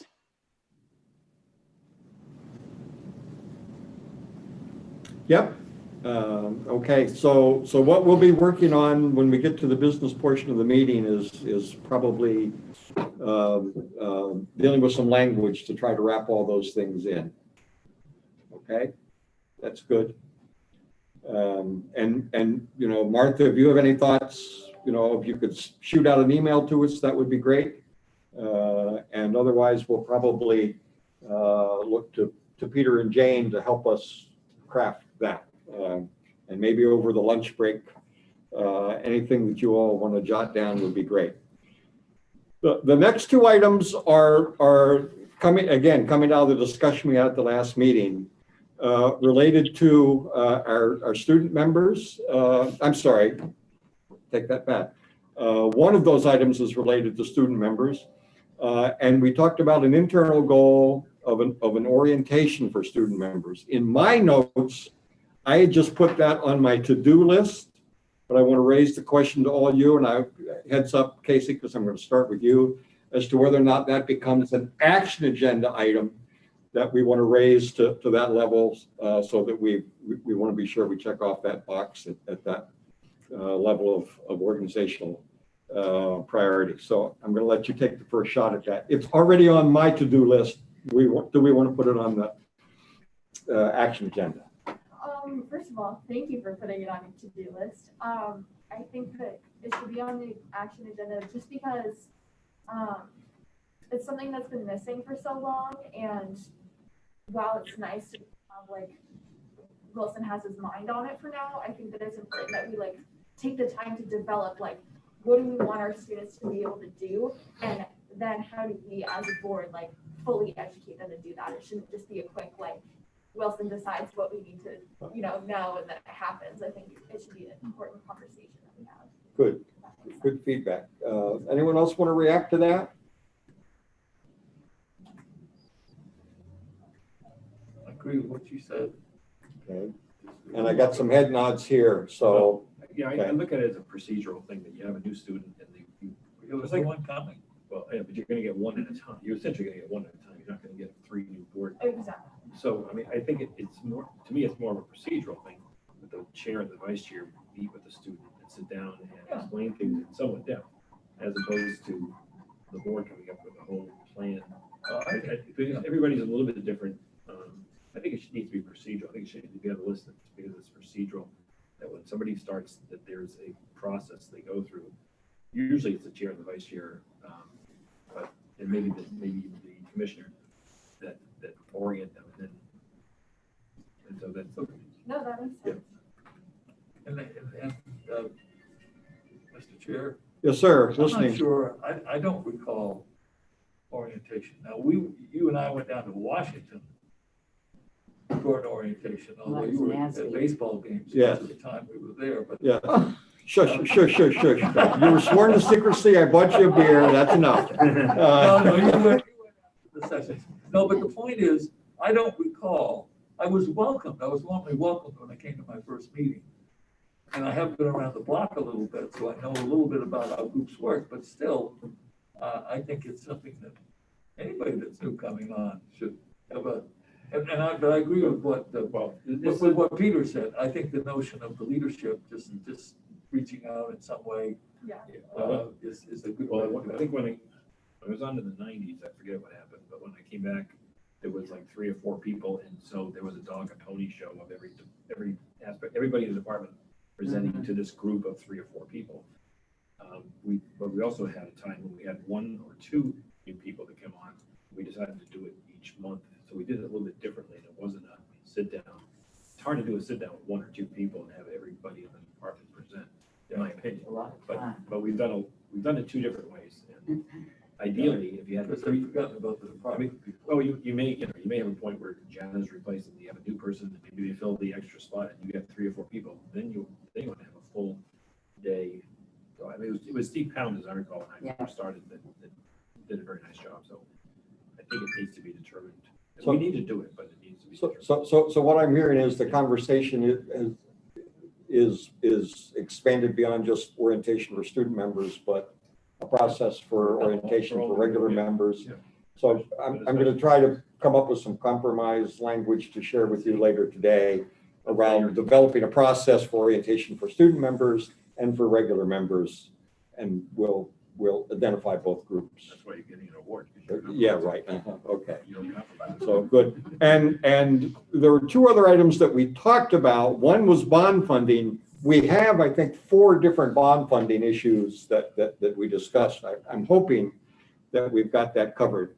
The other was looking at our student transfer appeal process, and my notes suggested that we talked about that but didn't raise it to the level of an action agenda item. But I'll ask, do you want the student transfer appeal process to become an action agenda item, for the most part, the only way we can really affect change of that is through the legislative process. But Well, But that's, I think we can do a lot more than that, because to me, it's been the most frustrating thing that we've had to take on. And we have no criteria when we go into a meeting other than what's in the best interest of a child. And we've had, why can't we as a committee at least put together something of a policy in terms of the way we look at things? We've never done it, and it drives me crazy. don't because- throw Bear Wilson into that briar patch. Boy, that's a great one, Jan. So Casey? I brought this up before, and I don't know if this is like the appropriate time or place, but I still want to know why student members can't be there. I know that the whole, like, the way Wendy explained to me was it's executive session, whatnot, and students might know the other student, that creates like a conflict of interest, but couldn't that go for anybody else on Of course board? it could. So why are we excluded from executive session? Is that in the statute? No, it's guidance from the Assistant Attorney General who gives us advice on that. So. I And guess it has I'd to, like it know- has to do with the federal act that we deal under called FERPA. So in looking into changing this process, is there any way? I guess, not just out of, I'm interested in like snooping into the lives of these other students who, I don't even know what the process is. But it's really aggravating when I don't know how long that portion of the meeting is gonna go on for. So I just would follow Jaylee's lead and executive session and start and I leave. But then I'm missing like the whole end portion of the meeting after that. So it makes me feel very like disjointed, and I don't know if that's the right word, but it's frustrating to have to like up and leave. And I know like when my local school board goes into executive session, the student members stay and they're voting members. There's the difference. So the word frustrating, we're frustrated, you're frustrated, but for different reasons. We'd like to get out of That's it. what I want to We'd know. like to get into it. We just want out of it. So what I guess I want to know, because I'm just not as involved in this aspect, but when you say rework the process, what would that look like ideally? You no longer have a role that's in the student goal. transfers? The goal is to get out of the gig to begin with. We don't Okay. And we've gone back and I've testified and trying to get clarity on what's in the best interest of the student, and nobody can really tell you. It was a political hand-picking effort, because at one time the commissioner was either allowing or it was approving. Approving like 80 to 90 a year. And so then the legislature says, well, we're gonna get around that, we'll have the state board do it. So we don't approve everything, but quite frankly, we're trying to get away from it. It's not a joyous event to attend. I guess I don't understand. I think a piece of it is though, because you're not a voting member, and that's if you were a voting member, then absolutely you would be part So- of that Why executive is committee. that? That's So legislature. let me give you what the AG's office has said. Okay, we're dealing with the Federal Educational Rights and Privacy Act of 1973 as amendment, also known as the Buckley Act. Okay, I've been doing Buckley Act for a long time. Okay, and it protects the privacy, okay, of, in this case, we're talking about people who are under 18. And it has restrictions upon what you can do with that. And one of them is we can't have other people that are under 18 be part of that process, according to the Assistant Attorney General. Okay. And we can You get, can't tell that frustrates me. I understand the frustration. Yeah, We we're can on get the further same page, clarification on that, but she's been But you she's can't been vote rather until clear you're about 18 that. either. We're all frustrated from. Wait, so different- why, I guess that's what I was confused about, because I'm very close with, his name's Max, he's the senior representative for our local school board. I was like, Max, you can vote? And he was like, yeah, we're normal members. I was like, I don't understand, I was told that I can't vote at the state level because I can't vote in general. Right. You can't vote, you can't vote as a member of the board because that's in statute. That's in Maine statute. Okay, that the student members are not voting Right. members. I happen to be an advocate of getting rid of that. Me too. Right, because I feel like if But- I'm But that's, But- chosen but we're- by the governor and approved by the But I'm- Senate, then but I'm- why isn't there some sort of But I'm also special? not, I'm also not an advocate of, That's- for a whole nother reason. So there's a two sides to this. Right, that's correct. That's what I was going to try And to that's not because. say I'm there. less of a We student. don't have a consensus in our board on that particular issue. But, that's a discussion we can have, Yeah, but if that is to be changed, it's beyond our purview. It's within purview of statute. So what happens with the Buckley versus her school board who right, allows it? I guess I want to know why that's different at the local. I'm presuming that students aren't allowed to vote on things that affect other individual students, not policy. So according to Scarborough Public Schools' own policy on student school board representation, BBAB, it says that representatives shall serve as non-voting members. Although, and this is, from my own experience, this is where it can get confusing. Although their vote by a show of hands would be encouraged and documented in formal minutes. So it appears like they're voting, but their That makes better vote doesn't sense. count, which may be part of the confusion part. So they're raising their hand probably to show their support or non-support of something, Okay, but but it's if it actually, came down to it, it It doesn't. wouldn't count. okay. Okay. Second part, and it says in here, and I don't know, you probably know where your board policies are, but the second part says representatives will attend business and workshop meetings and also be assigned to participate on standing committees. They will act as liaisons between the board and the student body. They'll be excluded from executive sessions.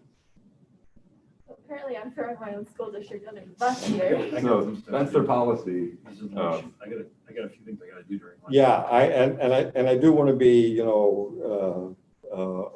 conscious of our time frame. So I'm going to defray any further discussion. I'm not trying to cut you off, Casey. We've got a Nope, I business get session this afternoon. I was trying to get to where the consensus stuff was, and we can pick this up again. So especially for those that are on Zoom, I want you to know that, at 12 o'clock, although it's 12 past now, we take a lunch break. We come back and convene our regular business session at 1 o'clock. So you can sign off but we're going to go off the air and come back a little bit before 1. We'll get you in so that we can do a 1 o'clock start. So thanks very much for being with us, and we'll see many, if not most of you at 1 o'clock. Appreciate it. And Martha, I understand you're going to be in court part of the time, and just join us when you can. I'll assume you said okay. Good. Okay, we'll see everyone at 1 o'clock. Thank you. So is this going to, I'm gonna spend some time on this one. I am so worried about what's gonna happen in the next legislative session with the judge.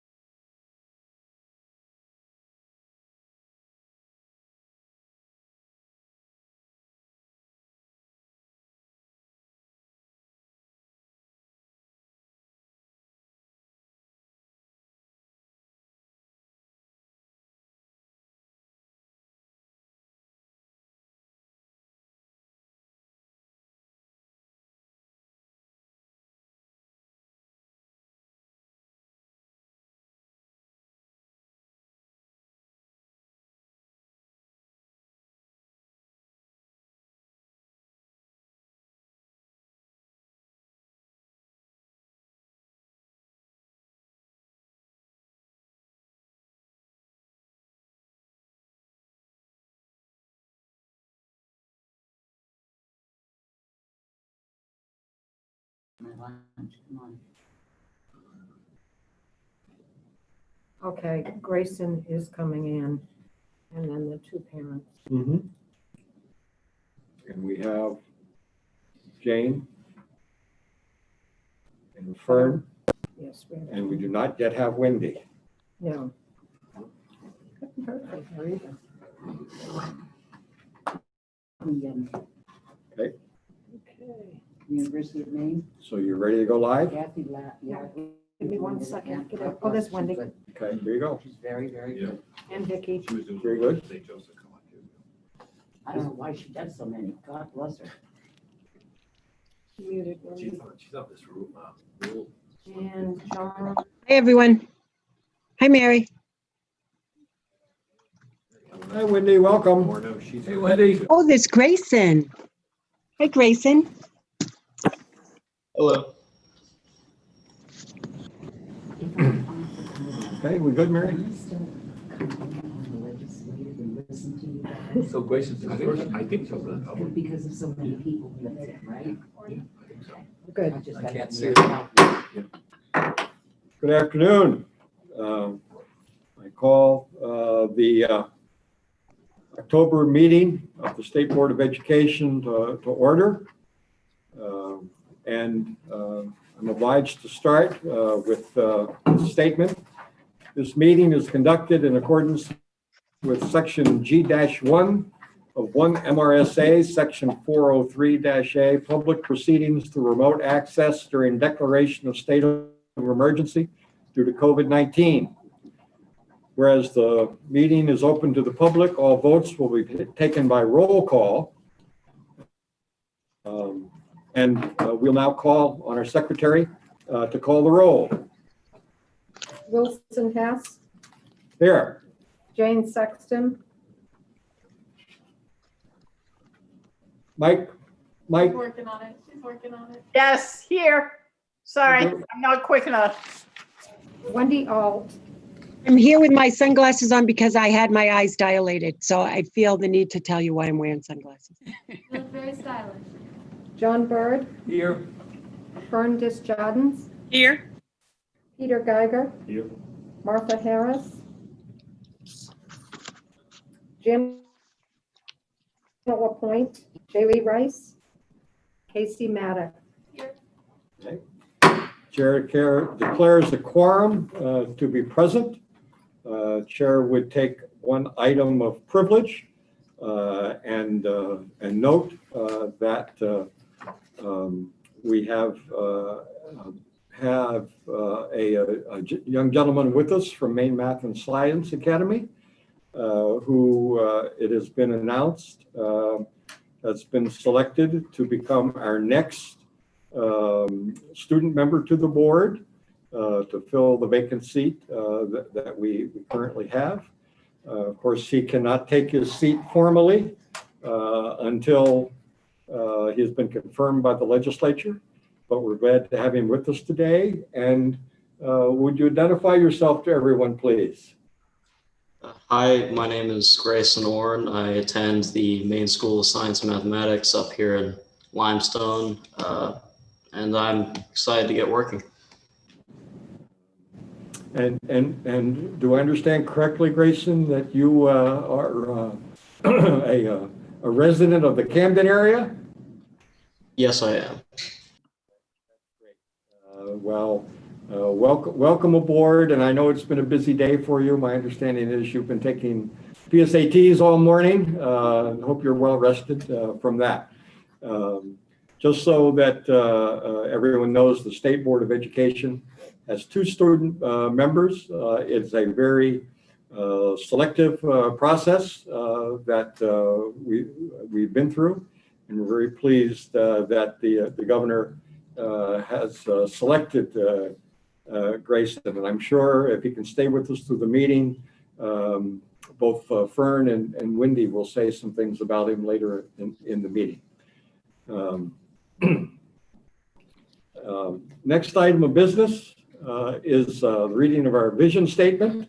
And Grayson, I will warn you that one of the expectations we have of our student representatives is that they read the vision statement at the beginning of each meeting to help focus our attention. Casey, I would ask that you do that for us today. All right. The vision of the state board is to ensure Maine public school students graduate with the skills, knowledge, and principles to be responsible American citizens, self-directed and dedicated to making contributions to society by pursuing further education and employment. Thank you very much, and I hope those words help to focus our work and our discussion today. Item 4 is minutes of the last meeting of September 9th, 2020. The chair would entertain a motion. So moved, Jana LaPointe. Jana, let's make the motion. And second from John Bird. Are there any additions, deletions? I just have a question, a clarification. Wendy Alt, yeah.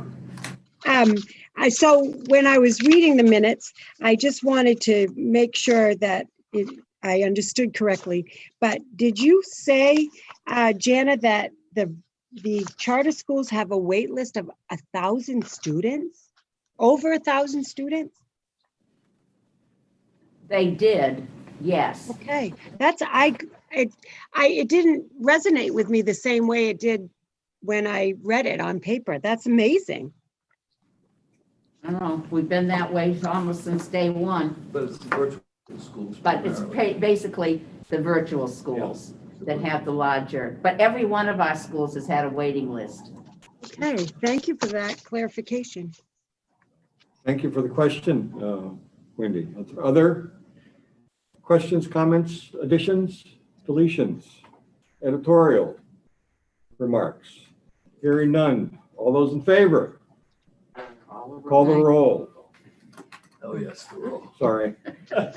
Wilson Hess, Aye. Jane Sexton, Yes. Wendy Alt, Yes. John Bird, Yes. Fern Jadens, Yes. Peter Geiger, Yes. Martha Harris, Jana LaPointe. Yes. Motion carries. We'll move on to public comment. I note that the state board meetings are public meetings. At this point in the meeting, we offer the opportunity for public comment on any topic. Comment is limited to 3 minutes.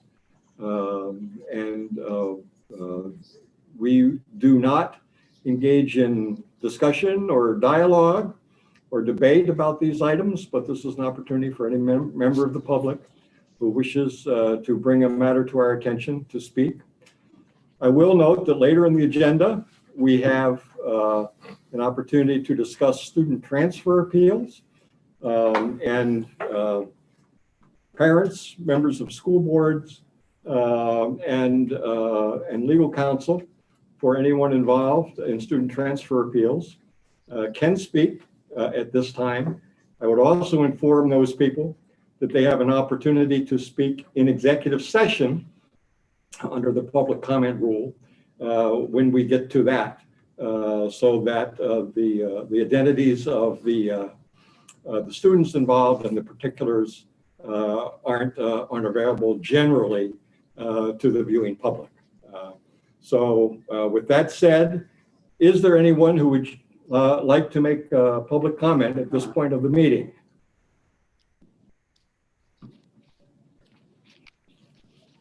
Seeing and hearing none, we will proceed. There's one other item related to public comment that I think all participants should be aware of. One of the entities listed on the Zoom meeting says WFKT. That is the local cable broadcast company in Fort Kent, Maine. They've been broadcasting this morning's workshop and this afternoon's meeting. And so I want all participants to be aware that this is being rebroadcast in that area. I'll now proceed with the reports of officers. I We'll begin with the chair's report. I want to remind members of the board that today we have several substantive items of business. We'll be reviewing our 2021 action agenda. And I want to remind board members that the latest version of that was transmitted earlier this morning. And so you may want to check your email if you haven't already brought that up. There are several items that at our work session this morning we identified that we might wish to add, and so we'll be talking about those moving forward. Another item is the University of Maine CAPE review, which is an accrediting review of their teacher certification program. The team will be appointed today, and that is an exception to the general moratorium that we have on reviews of teacher education programs during the COVID crisis. But this is a national accrediting review, and they set the timing for that. And so we will be appointing the team that participates in that. We'll also be taking action on a communication related to the integrated and consolidated district governance around a potential new school in the St. John Valley and some of the governance related issues that we're providing notice on in conjunction with the State Department of Education. Aside from those matters, I would simply call your attention, board members, to a communication that was shared with you last week, I believe, from MEPRI, related to work at the College of Education and Human Development at the University of Maine that provides support for both educators and family in the area of social and emotional learning, student well-being, and trauma-informed practices. I will refer you to the website listed in that communication for additional information. That concludes my report to the board. If there are no questions, I'll turn to the vice chair for the vice chair's report. Jane. Thank you. Again, basic board activities, CTE committee meeting on September 24th. The construction committee met September 25th, and then again October 9th.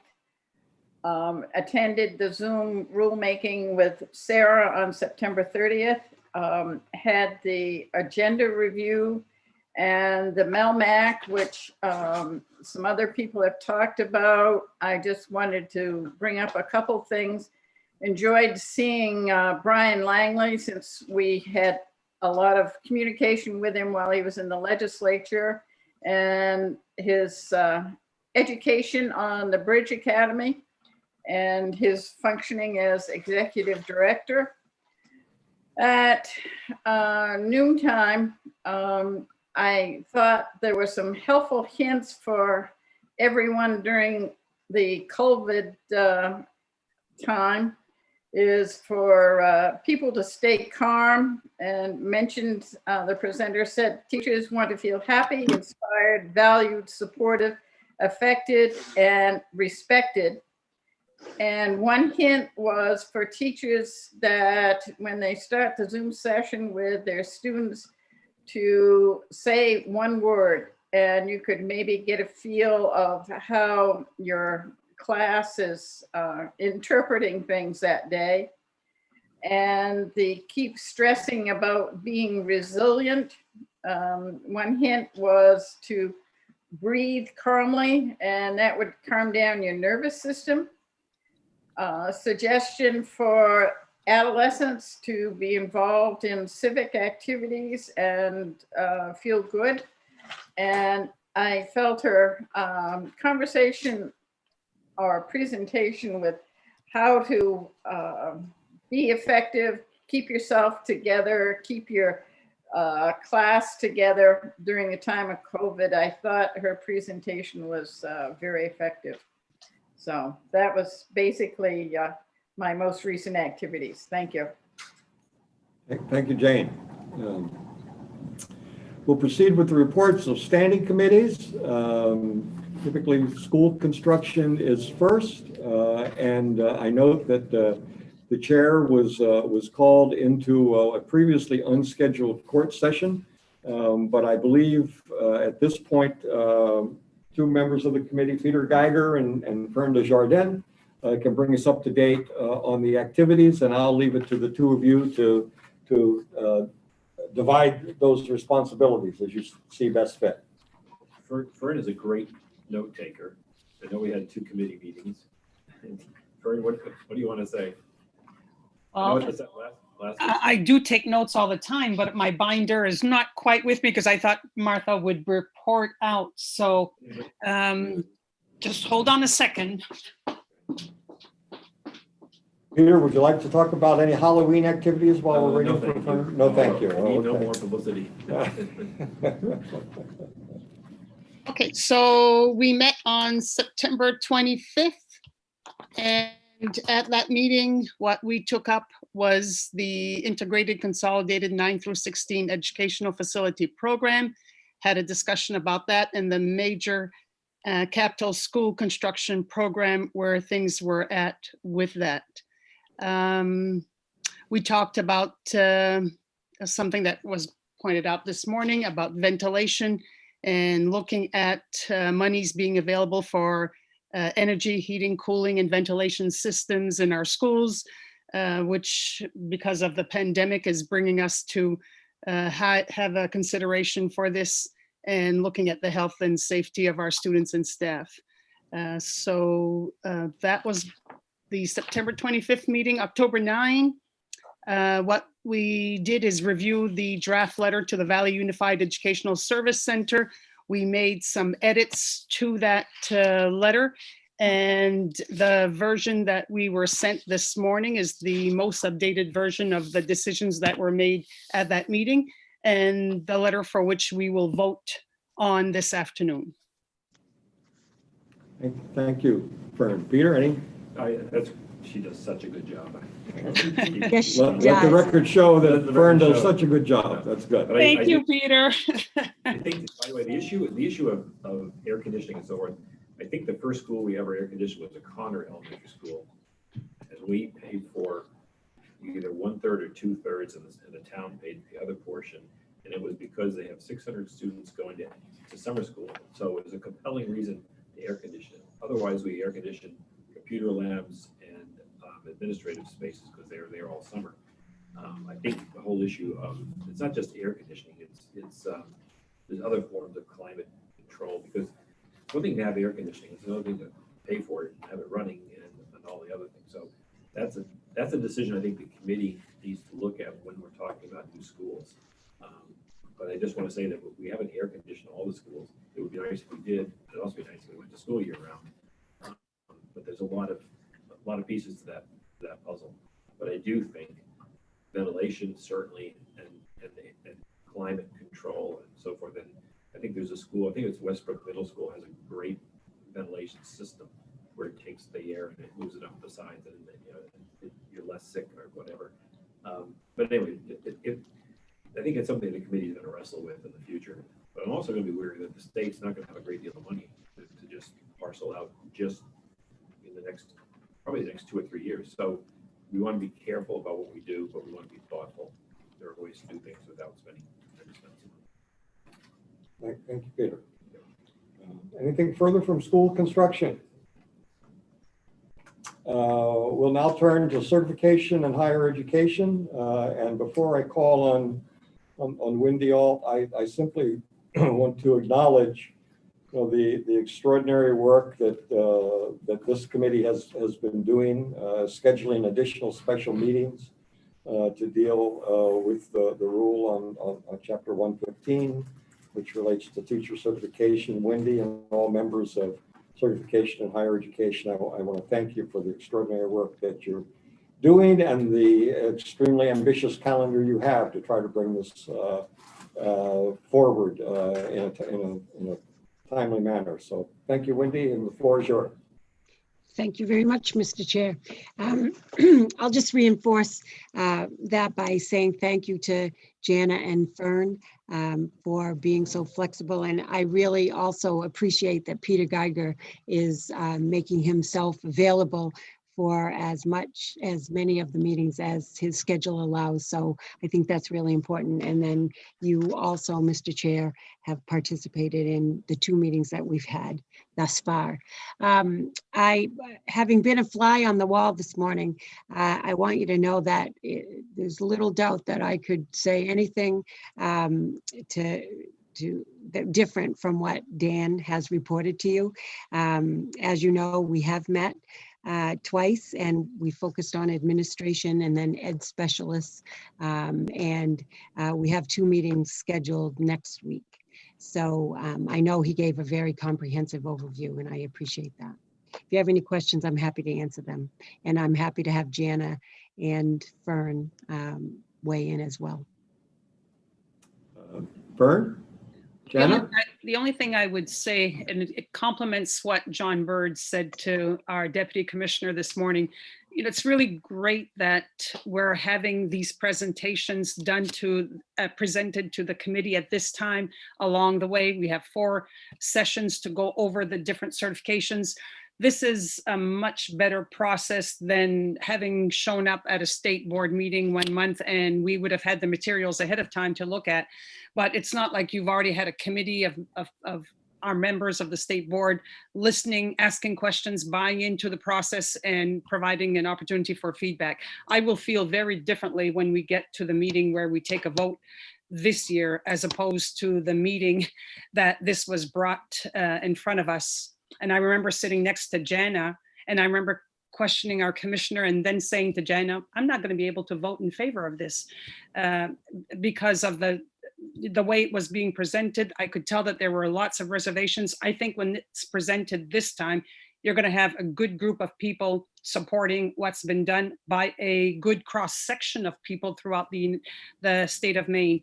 It's not teachers only, but all the people involved with Chapter 115, their certification process. So I commend the leadership that has taken charge of this, our deputy commissioner, and the professional standards board, and Peter being a member of that committee and representing us well on that committee as well. So again, what John said this morning was right on target, and I think we're going to have a very different outcome this time around, which is a very good thing.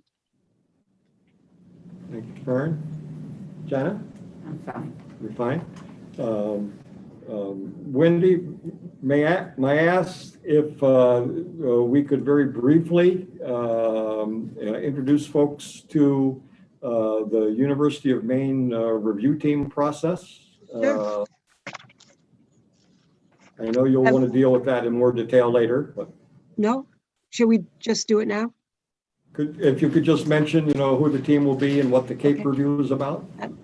I believe all of you have a memo in your packet from the Commissioner of Education, and the University of Maine is scheduled for a CAPE review, which is a national organization to review the teacher preparation program. And you might remember that we've discussed having a hiatus given the confines of COVID, but CAPE, being of national stature, required us to make an exception, and the program will be reviewed in December. And so a team has been named, and you'll see it in your memo. And I believe Mr. Chair will be voting on that later. That's correct. Thank you very much, Wendy. And that's exhibit Roman numeral 8A for those of you who want to cue it up later. Well, thank you very much, Wendy. When you have this is a joint effort, national and.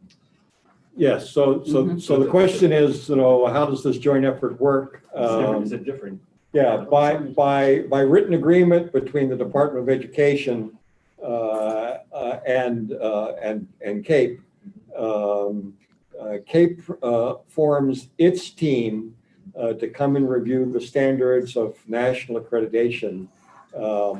But there are, I believe it's 2 items that are in the main review that are not on CAPE. And so we add members to that team. In this case, it will be 2 faculty members from other CAPE accredited schools in Maine and a board reviewer, so that they can observe the entire process, but in particular so that they can do the review on those 2 issues which we have jurisdiction on. It's just a little different, but it's good. It's good for the school because now they're getting the whole whammy. That's correct. And that's why we try to coordinate the timing so it all happens at the same time. Very good question, Peter. Thank you. Other comments or questions? Hearing none, we will proceed to career and technical education. John Bird. Thank you. Several months ago, of course, last year, we initiated a program to support with Perkins funding pilot programs in grades 9 and 10. Those were well underway, and then COVID hit and everything. We all know what that's done to turn the world upside down in several different ways. Those programs are going to be finished up, and reports will be forthcoming by the end of this calendar year. We had, at that time, hoped to do this for more than 1 year because to do the 9th and 10th grade years are really important entry-level years, and there was strong support for continuing those programs. However, now, of course, the whole financial picture has changed, and so we, at our last meeting this past month in September, and having talked to Rob Callahan, who's the president of the board, the chair of the board of Makin, still seeking their new executive director. They have not completed that process yet. In talking with Rob and inviting him to come to our meeting along with 4 other reps from CTE who are there each month, we had a very robust discussion about how can we help. We don't know how much money we're going to have for next year, but roughly probably in the neighborhood of $300,000+. We have some Briggs funding that could also help. But basically, we said, look, we want to support CTE. We don't want to say you got to do 9 and 10 again if that's not the best way to use that money. So we had a long discussion about their funding needs, and it was very edifying because it's complicated. Because as we all know, the CTE programs are not set up the same throughout the state of Maine. We have regions and we have centers, and they operate differently in the whole funding and availability of funding. And I don't pretend to understand it all in depth. All I know is, and the relationships that the directors have with the school superintendents it varies. And so there are a lot of complicating factors. So we had a good discussion. It remains open. We'll be coming back to it this month. And we'll know more, of course, by the end of the year, how much funding will be available. But I think as a committee, and again, Jana, Wendy, others who are part, and Jane, who are part of the committee, can weigh in. But we still want to do what we can to support CTE. We know supplies are a big need for all of them. And but the accessibility of funding differs among the 27 centers, 27 programs. And that's a little bit disturbing to us, but you know, it is what it is. We just want to help in any way we can. And we hope that the superintendents throughout the state of Maine, who are the key in this whole discussion, will be as empathetic as possible to this program, the CTE program, which is so important for the state of Maine. Workforce development is so critical. Jana or Wendy or Jane, want to add anything to that? I think you've done a great job, John. Thank you. Thank you very much. And yes, Can I just add, Dan. That I get the honor of signing off approval letters to schools that are adding new programs, which is exciting. And I've just seen a few of them come through recently, which is always nice to see. They're adding new programs to their site. So we kind of congratulate them in their letter for even just taking that bold move of adding a new program to their school. But I've seen a few of those come through recently.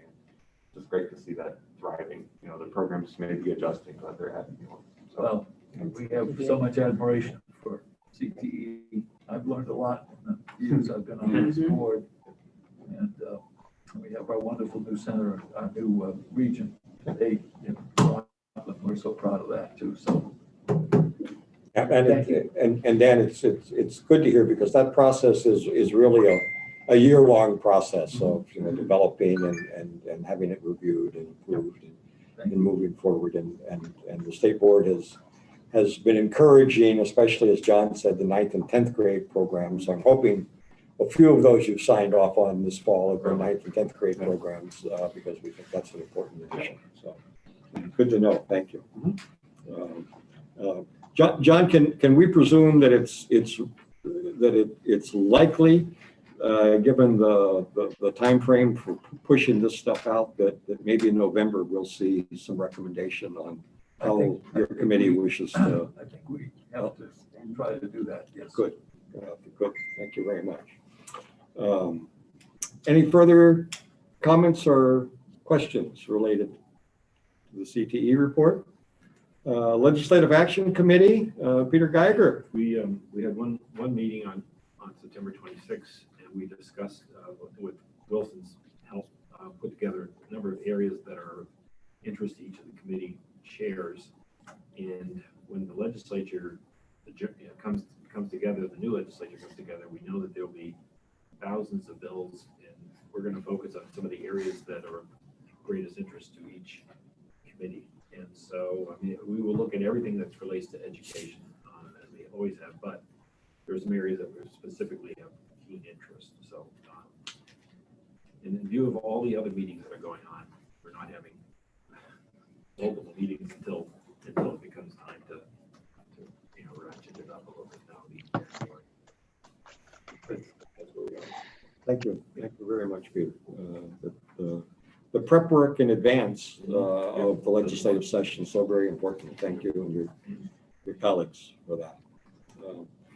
Our ad hoc committees, student voice, and we've kept student membership on here, Fern, because even though you all have discharged your duties, you have someone special here today. So let's start with student voice, and Wendy can lead us into that discussion. As I often do, I defer to the students on the state board. And so I will hand it over to Casey in just 1 minute, but I'm pleased to tell you that the commissioner is re-energizing her student cabinet. And my understanding from Rachel, and Dan, correct me if I'm wrong, is that the commissioner would like to have monthly meetings with the students, especially during the pandemic, so that she has a close understanding of how students are viewing their education, and takes the opportunity to find out if there's ways that she might be able to help facilitate that virtual learning in particular. But so Casey, I'm happy to have you speak on behalf of the student voice. Give an update. I know you're very involved with Rachel in the meeting dates, making sure they're on your calendar. Yep. So thanks, Wendy. Yes, as Wendy mentioned, we're taking applications for the second student cabinet, and I've been in close contact with Rachel discussing mine and soon-to-be Grayson's role in that whole process. Our goal is to be in Augusta sometime soon, so we can be part of the review process of those applications and sort of play a part in choosing the members of the cabinet. We have considered keeping some of our members from the previous year because we're still not sure how long the term is, I suppose, on the cabinet, something that we have yet to think about. And then Rachel and I have been talking about how Grayson and myself can be more part of the discussion on what the agenda looks like for each of the meetings and how we can be more in that facilitator role rather than just like another member. Because the whole point was that it's student-led and a community of students as well. Thank you, Casey. Back to you, Wendy. Nope, I'm happy to join Fern in welcoming who we hope will be a new member of the state board in the student capacity. But as Fern has been characterized by Peter as a great note taker and pays close attention to detail, I will turn it over to Fern to introduce Grayson. Okay, so yes, welcome, Grayson, to your first unofficial State Board of Education meeting. It's great to have you today, even though we acknowledge that you haven't been confirmed yet. You will need to appear in front of the Education and Cultural Affairs Committee, and then confirmation will come from the Senate. But we are very optimistic that all of that will take place, and we are just very apologetic that the pandemic came and things got postponed and things are not official at this point. But thank you for taking the time today to join us anyway. And just a few things that I remember about Grayson is that he's always eager to learn. He has a strong work ethic, very respectful in the interview. And I remember one of his teachers mentioning that in her letter as well, how respectful he is, very conscientious, so we can expect him to show up at state board meetings. And if I remember correctly, Grayson wants to be a pilot. Is that still the case, Grayson? Yeah, that's the case. I'd like to do some military service and then see what I can do from there. But yeah, I would like to be a pilot in whatever capacity I can. Okay, so wants to be a pilot. And have you been a sailing instructor? Am I correct with that? Yes, the past 3 years I taught sailing down at the apprentice shop in Rockland. Okay, wonderful. He has a very strong academic record, of course, and one thing I remember, Grayson, is your words about how you like to do your research before you take a position on anything. And I think that's very important as you work on the state board or any board that you serve in the future. So I'm very respectful of that and really appreciate that, really. I remember you speaking very highly of STEAM. You highly support STEAM. Yep. And then you talked about your perspective from the Camden area and then now being in Northern Maine. And you're a brave hero to come up to Northern Maine in our cold winters and to shelter yourself in Limestone, because it is a nice rural area, but limited opportunities. And so I really appreciate that you gave it a chance. And obviously it's making a good difference, and you feel that you're being well served over there. I remember you also mentioning choice and how you support choice, and the idea that you're coming to the magnet school is evidence of that. But I truly also believe in choice. We're all different, and there's different schools, different needs for all our students, and we need to try to meet those needs.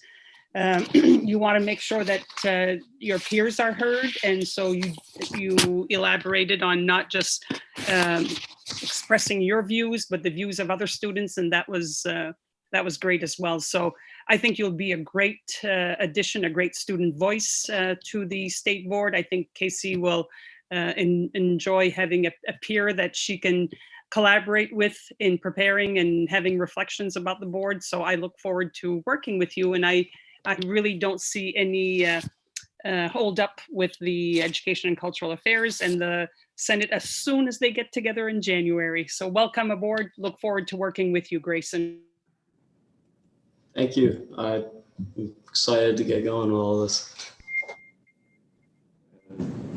That's very good. And Grayson, I'm sure you know that Fern Desjardins, who just spoke, is a resident of Santa Gat. So she's just a short drive away by Aroostook County standards. And a voice you heard earlier, John Bird, is from Rockland. And of course, you're familiar with that area too. So you have some folks that have some geographic things in common with you. And welcome aboard. We look forward to engaging you as much as we can during this process where you are the designee, but not yet fully confirmed. And so we're going to continue to be in contact with you and try to engage you in the work of the board. And I think probably Wendy will have you be an active part of the student voice group in the near future. And one of the things we want to do is give you some orientation and background and see if there's one of our committees that you'd also be interested in joining. So we're going to be ramping up to that. So welcome. Pleased to have you with us. Yes, Jana. Yes, I just wanted to say to Grayson, I hope you have some interest in the Air Force Academy, because we have some very, very special people here in the state of Maine who have both attended the Air Force Academy. And it looks like with that background, you kind of would fit in just perfect, especially wanting to fly. So good luck in maybe looking at the Air Force Academy. Thank you. And at this point, I'm going to ask for unanimous consent from the board to take an item out of order, and that item would be Roman numeral 8B, the Integrated Consolidated District Governance. The rationale is that Dan Chuhta is going to have to leave us at 2 o'clock, and I think he can help us at least get a context for that meeting. So without exception, if there's any objection, hearing none, we'll proceed to new business. Roman numeral 8B, the issue is integrated and consolidated district governance. Martha is not with us at this point. And so if the members of the committee would like to at least introduce the motion for us, and then we'll ask for Dan to get for some insight before we proceed. Okay. Fern, go ahead. Put your mic on. Okay, I just needed to pull it up on my computer here because I thought I printed it and I didn't print it.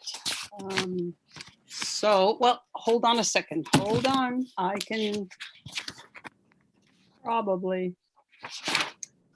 No.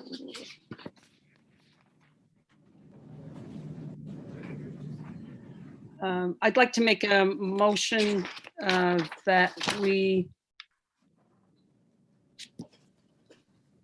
approve the draft of the letter that has been given to us as a response to the Valley Unified Educational Service Center. Second that motion. And that's seconded by Jane. Thank you, Jane. Okay. Do you want to queue up the discussion for this, Dan?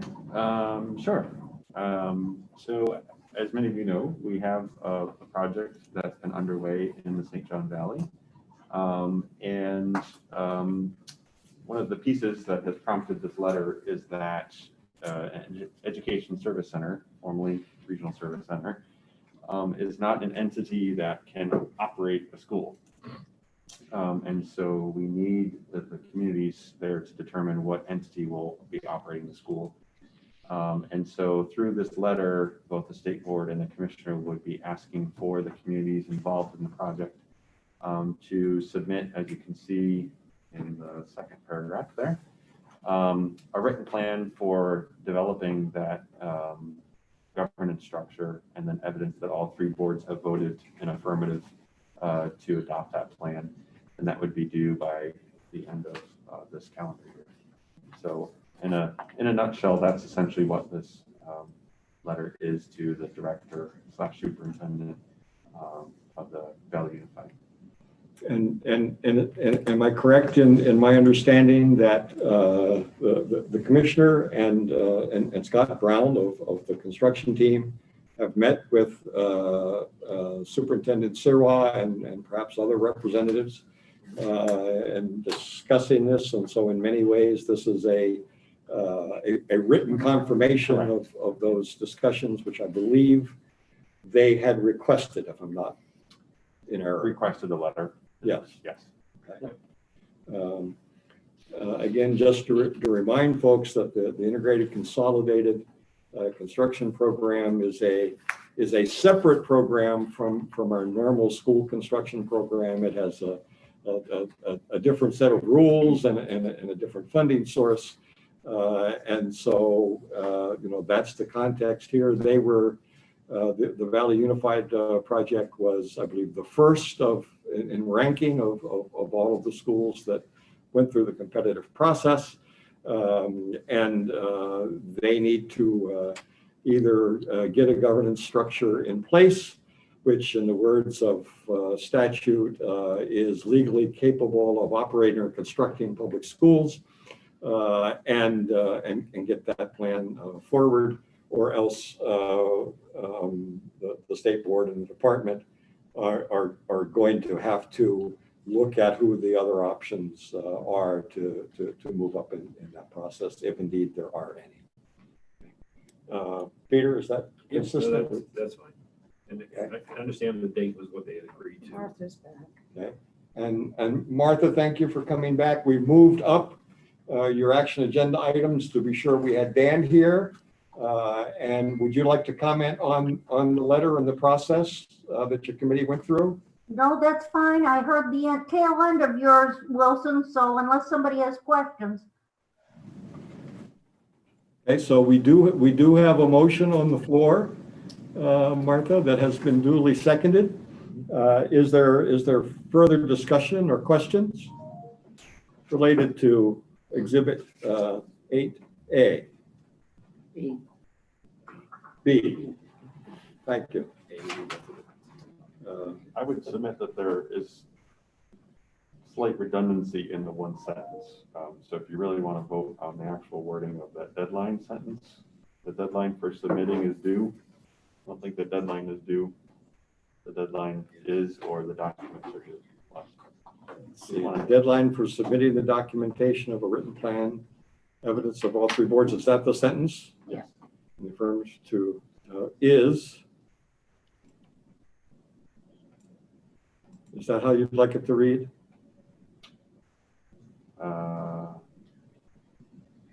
Yes, I think that is should come after the department. The deadline for submitting documentation of 1 and 2 to the Department of Education is December 31st, 2020.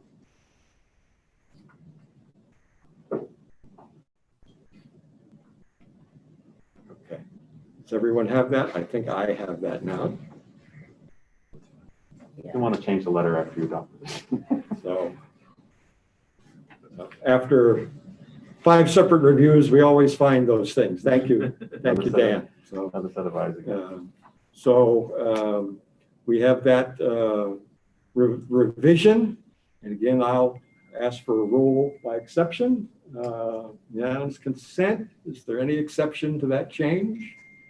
Therefore, the document's amended. And that's the question that's before us. Further discussion? Hearing none, I will call for a vote. All in favor of accepting and transmitting this draft in final form, please signify when the roll is called. Wilson Hess. Aye. Jane Sexton. Yes. Wendy Alt. Yes. John Bird. Yes. Vern Disjardins. Yes. Peter Geiger. Yes, yes. Martha Harris. Yes. Jana LaPointe. Yes. Okay. All right. Votes unanimous among those present and voting. Motion carries, and the document will be transmitted. Thank you very much. We will now proceed to the normal order of business, which is special reports and the report of our Charter Commission representatives. We normally start that troika with General Point. I don't know why I just didn't, never mind. Okay, the Charter Commission met on October 6th via Zoom again. The commission approved the Maine Academy of Natural Sciences request to amend their bylaws. We also approved the Maine Academy of Natural Science to amend their school mission. The mission that they have looked at and have spent many, many months on made total sense to our committee, and that was why we approved it for them to do that. We also approved the Maine Academy's professional funds development request. This was for $750 for a math acceleration training program connected with Nuia and Khan Academy. We approved the Acadia Academy's renewal application for 5 years. We saw at the meeting tremendous parent support, acknowledgement of their own building that they now own. And one family member spoke about 2 years waiting to be able to have their children come to the school because of the lottery system, and that they were willing to wait to see that happen. They wanted their children there so badly. We also approved 5 years for Maine Arts Academy with a few recommendations that need to be followed up in the coming year. The search committee, of which we have 2 of our members right here, Fern and John, they have been meeting for the last month. And the committee actually consists of Shelley Reed, John Bird, and it's chaired by Fern. The committee issued a final report stating that application materials should be received at the commission office by October 19th at 5 p.m. The materials will be accepted until a suitable candidate is found. I just have to acknowledge the work that these 3 people have done. They've had over 19 Zoom meetings in the last 2 months working on this. And what we have seen to date has just been incredible amount of work and so well done. I'm sure it's going to lead to a very, very good executive director. So unless there's anything that you 2 would like to add to what I have already said, please do. The only thing I'd like to add is that if any of you know of any wonderful person that would do an excellent job as executive director of the Maine Charter School Commission, please encourage them to apply. We're looking for that one perfect candidate, and any help you could give us would be surely appreciated. Otherwise, Jenna, I really appreciate your report.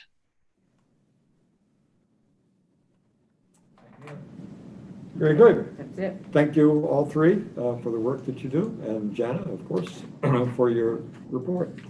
The next special report is from the Professional Standards Board representative, and that's Peter Geiger. This will be somewhat brief. There's the second meeting of this particular group is October. Mary, what did you say that was the 16th? 19. 19th. Okay, sorry, the 19th. And so the first meeting we organized, established what the role of this particular group is, and 2 people came forward to be the chair and the vice chair, and it's been a bit of a challenge to find the date. We found a date that works for this particular group. 18 members of this particular professional standards board also served on the 115 group that Dan has, so at least they're mostly up to speed, although the chair and vice chair are not on that particular group, so it'll be an interesting second meeting. That's about all I can report. Any questions for Peter? Yeah, I'm looking forward to getting them ramped up so that they can provide some sort of official response to the legislature, which is expected in January. thank you for that. And Dan, I know you have to go to other meetings, so thank you very much Okay. for being with us today. My pleasure. Always Stay with us, appreciate it. Dan. Thank you. Would move to the next item of business, which is unfinished or old business. It is the 2021 action agenda. We had a good discussion this morning, and you have a draft document before you. And we had discussed some items that would be added to the action agenda and discussed this afternoon. So I would begin by reminding folks in terms of parliamentary procedure that this is a document that was tabled, an action that was tabled at the last meeting. And so we actually need a motion to remove it from the table for consideration. So the chair would entertain a motion to that effect at this time. So moved by John Bird and seconded by Jan LaPointe. Would you call the roll, please, Mary, on that?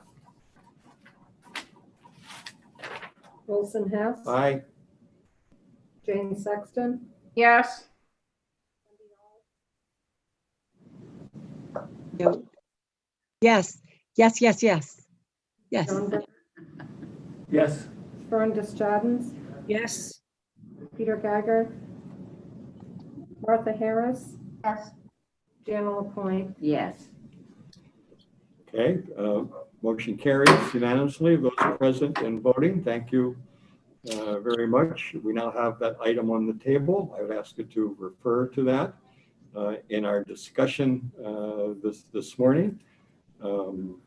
We arrived at what I think was a consensus to add an item that would be worded, and I'll try this on you,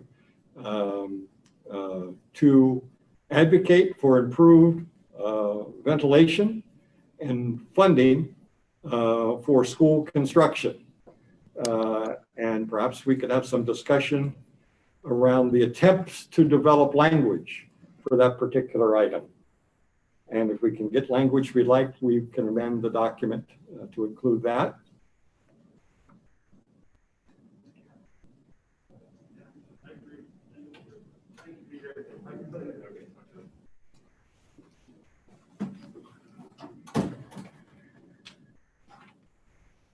Hearing nothing, I can't add it without either a motion to amend or at least some discussion. I think Jane has something to say. Jane? On the action agenda for 2021, I move that we add under school construction, we add a bullet. And I'm sorry, I didn't write fast enough for your wording. Well, it doesn't have to be my wording. I was just trying to get things out, but it's advocate for improved ventilation and funding for school ventilation. You might want to call it school climate because it's not necessarily just ventilation. I mean, it is ventilation, but it's not necessarily air conditioning. But there's a lot that goes into school climate, and it can be any number of ways. So let me just see whether we're into discussion on the motion or not, Peter. You want to continue with the process of bringing a motion forward, Jane, or you want to wait until we try to parse some of the language? Your call. But you have to say it out loud. I know, I have to click on the right button fast enough. I made the motion, I would say someone second, and then there's a discussion. It was what my thought was. That'd be fine. Thank you.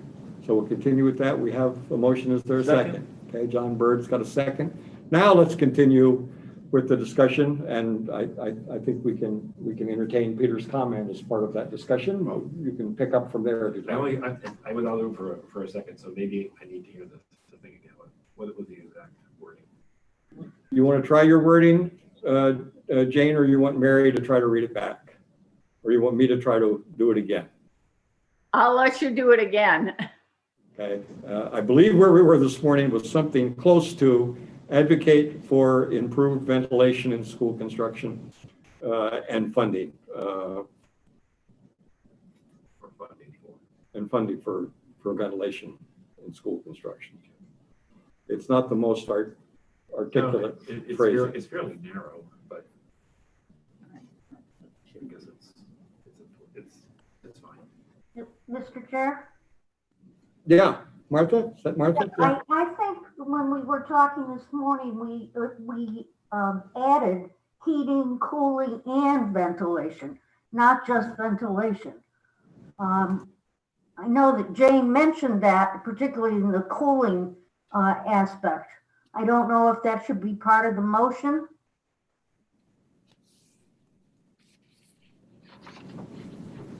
Perfectly willing to entertain that. I'd like to just hear some discussion. Jane? I'm all for that wording. I didn't know from, we haven't had enough discussion to know whether people want to limit it or expand it a little bit. I'm for expanding it. Okay, let's just continue down that line of discussion and see where we are. Makes sense to me to expand it. I would expand it. Okay, sounds like we've got more than enough votes to go with the expanded language. So let's see if we can put something together that we can do by consent here to advocate for improved heating, cooling, and ventilation for school construction, and I'll just say, and funding for same. Sounds good. So are we asking for more money for Yeah, existing schools, or are we right, asking, just because when you build a school, you have money for those things. So are we asking, is this for schools that are not under construction? No. Well, just before it, it says increase bond limit for school construction. So we're already asking for that to get more bonding money. So Peter's question is if we're asking for money beyond that is targeted for these areas. Is that what you're asking, Peter? Well, when you're building a school, you're going to have money for heating, cooling, and ventilation. So is this going to be asking for money for existing schools specifically for heating, cooling, and ventilation? Okay, so the language we have before speaks to school construction. And there is money for that because that's part of the building a building. Correct. But there's also an advocacy role that can be played in that process by the construction committee to say, are we doing enough here? Yeah. So I think the language that's important there is both in our school construction committee and for existing schools. Because we're not excluding that group, right? So you need to have a both. Mm-hmm. But you also don't have a way to give money to an existing school project because there's not a process by which people apply for money. Right. I think the point is you want to address ventilation in the process, cooling and heating. can you folks on Zoom hear that discussion well enough at the other end of the table? No, you can't. So the mic's way down here. So we need, with our masks on, we need to kind of I just use my outdoor voice. use your outdoor voice, Casey. We know you have one, so go ahead, Casey. I was just saying that, like, language wise, just from what I'm hearing in this discussion in the room, is that we already have school construction.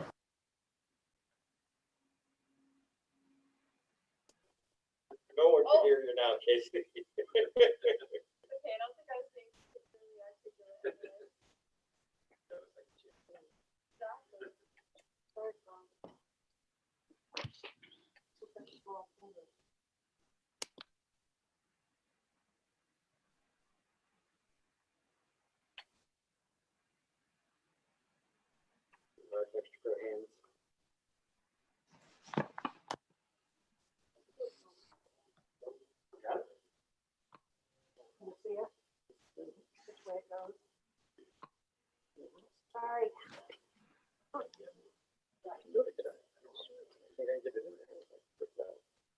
don't make that very easy.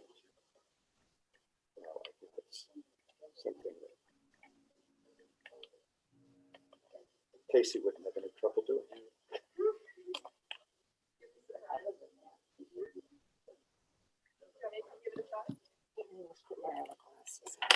Just trying to get a mini USB to cooperate.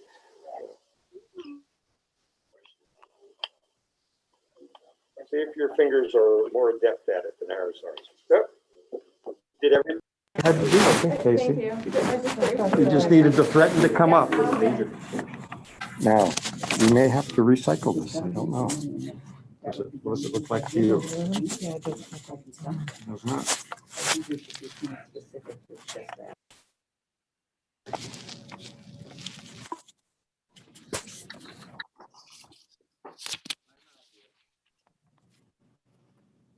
Can you hear us? Yeah, but not through that's not the owl. It's coming through your computer. Do you know how to run this? No. No, I can just tell because your screen is still lighting up. It doesn't even look like it's turned on. Yeah, it's not illuminated. Is there a power button on the bottom? We have to reboot it.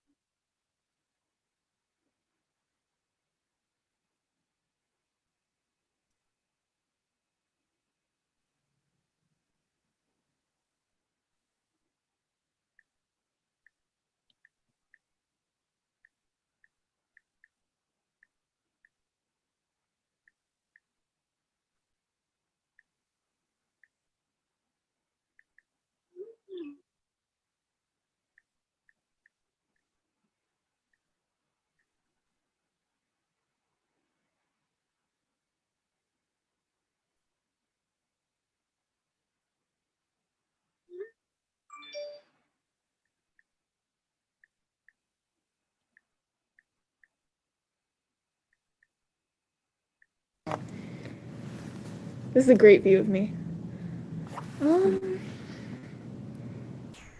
Fern? Yes. Can you hear us? So you can hear Thanks, us? Grayson. Yep, thumbs up. Grace. Thank you very Yes. much. Okay, All good. right. Nice going. I regret to announce that Casey can no longer be a member of the board. She's going to become an employee, a technician for us. It's all guesswork. A consultant. Thank you, Casey. Isn't that like Well, Yeah, I think it gets work. So the nature of the discussion we were having was around the wording of how we bring heating, cooling, and ventilation into our action plan, and whether or not seeking new funding is part of it. I have a suggestion in terms of process, but I want to see where folks are in terms of that particular discussion, because Jane was trying to get an amendment to the floor for action.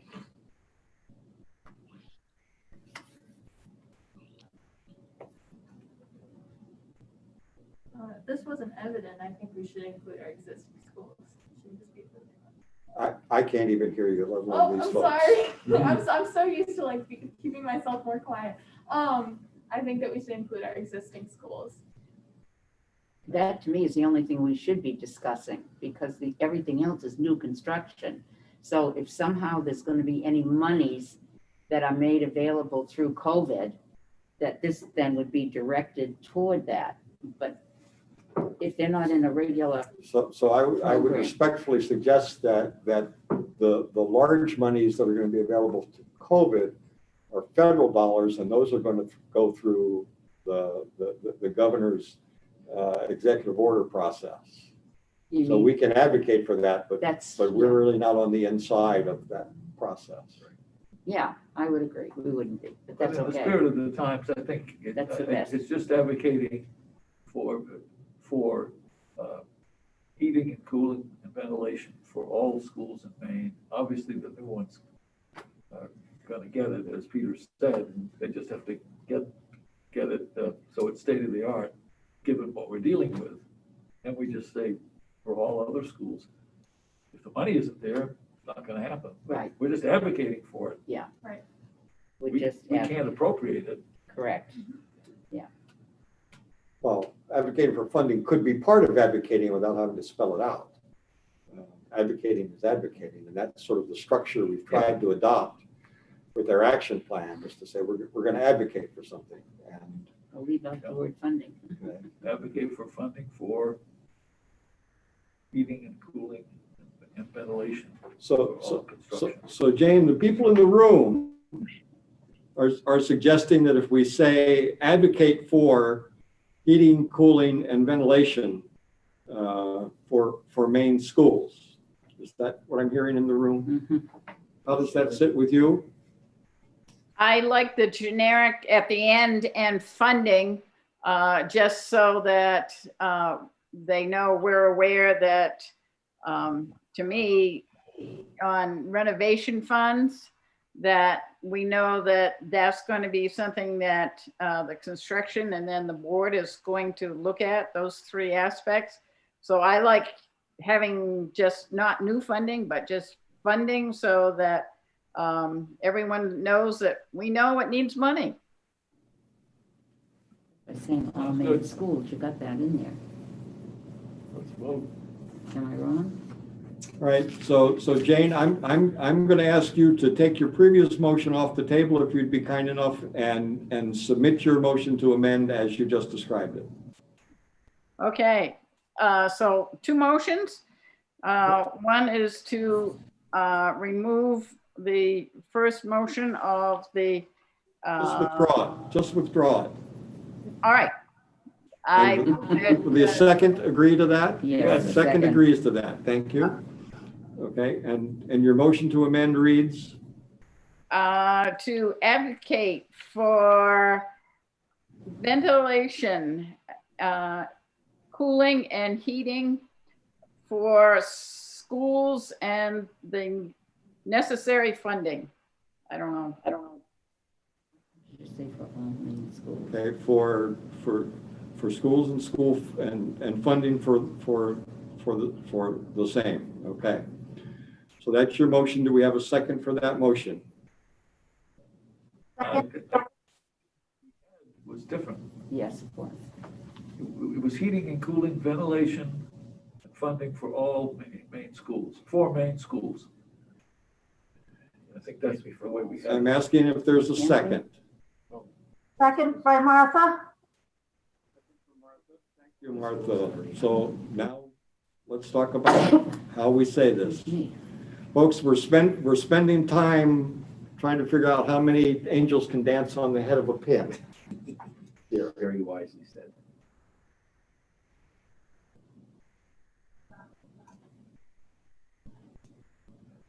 Is there discussion? I'll call for a vote on the amendment. The amendment is to advocate for improved, and I'm not sure I have these in the right order, Jane, so tell me if That's you're. all right. Ventilation, cooling, and heating, I believe is the way you said it, Yep. for main schools and for funding them. All those in favor of that amendment? You have to do Wilson House, the, aye. Jane Sexton, Yes. Wendy Alt, Yes. John Bird, Yes. Vern Desjardins, Yes. Peter Geiger, Yes. Martha Harris, Yes. Jan Lapointe. Yes. Okay. All those present voting in favor, the amendment carries. We're back to the main motion. On the action plan, do we wish to include items on transfer appeal process and or student members? And I'm going to suggest in the interest of time that we defer action on those until the November meeting. I second that. Well, you could make the motion. No, you already said it. No, the chair was simply making a suggestion, so. Move it, I'll second it. Doesn't need to be, does it? Pardon? It doesn't need to be. You can just bring it up next month. Yes. I made my suggestion. Okay. All right. Second. So, but you're feeling it requires a motion. I was looking at Peter to make the motion and I would second it. Are we just moving, is the motion to move this item to next To November? November. That is correct. Okay. Yes. I will therefore respectfully make a motion to move Both items. the action agenda item to the November meeting. Second. Okay. Okay. That was enthusiastic. So the motion has been made by Peter and seconded by John to move to move this business item to the November meeting. Yes, who have I got here? I have a member of the public trying to speak. And I'm sorry, number one, I have a business item on the floor, which I'm trying to get off the floor. It's not going to help us. Number two, you have to turn your mic on if you want to speak to us. But if you just bear with us for a moment, I'll address you. Okay. So we have a motion. Okay. I'm going to call for action on the motion. All those in favor? Wilson House, Aye. Jane Sexton, Yes. Wendy Alt, Yes. John Bird, Yes. Vern Desjardins, Yes. Peter Geiger, Yes. Martha Harris, Sorry, yes. Thank you. Jan Lapointe. Yes. Okay. All those present voting, it's unanimous. Thank you very much. We'll move off on that. Now, I want to get back on our agenda. I do recognize we had a member of the public who's trying to speak. Our rules don't normally provide that. But it might be an issue related to timing. And so I would ask unanimous consent to entertain a member of the public to speak to us. Without exception? Yep. Okay, so, yes, please go ahead. I'm mother for this person who is we asking transfer for another school, and this is very complicated situation, and we wait long time for have a resolution, and now this is move for November. This is difficult because this is life for. We haven't moved your, ma'am, we haven't moved your business. to This is November. That was the, I wait that was long the- time for this. She doesn't understand. we will get to your business in the course of our agenda. We will get to it today. Thank you for asking the question. Okay? I don't know, okay or not, but okay, think so.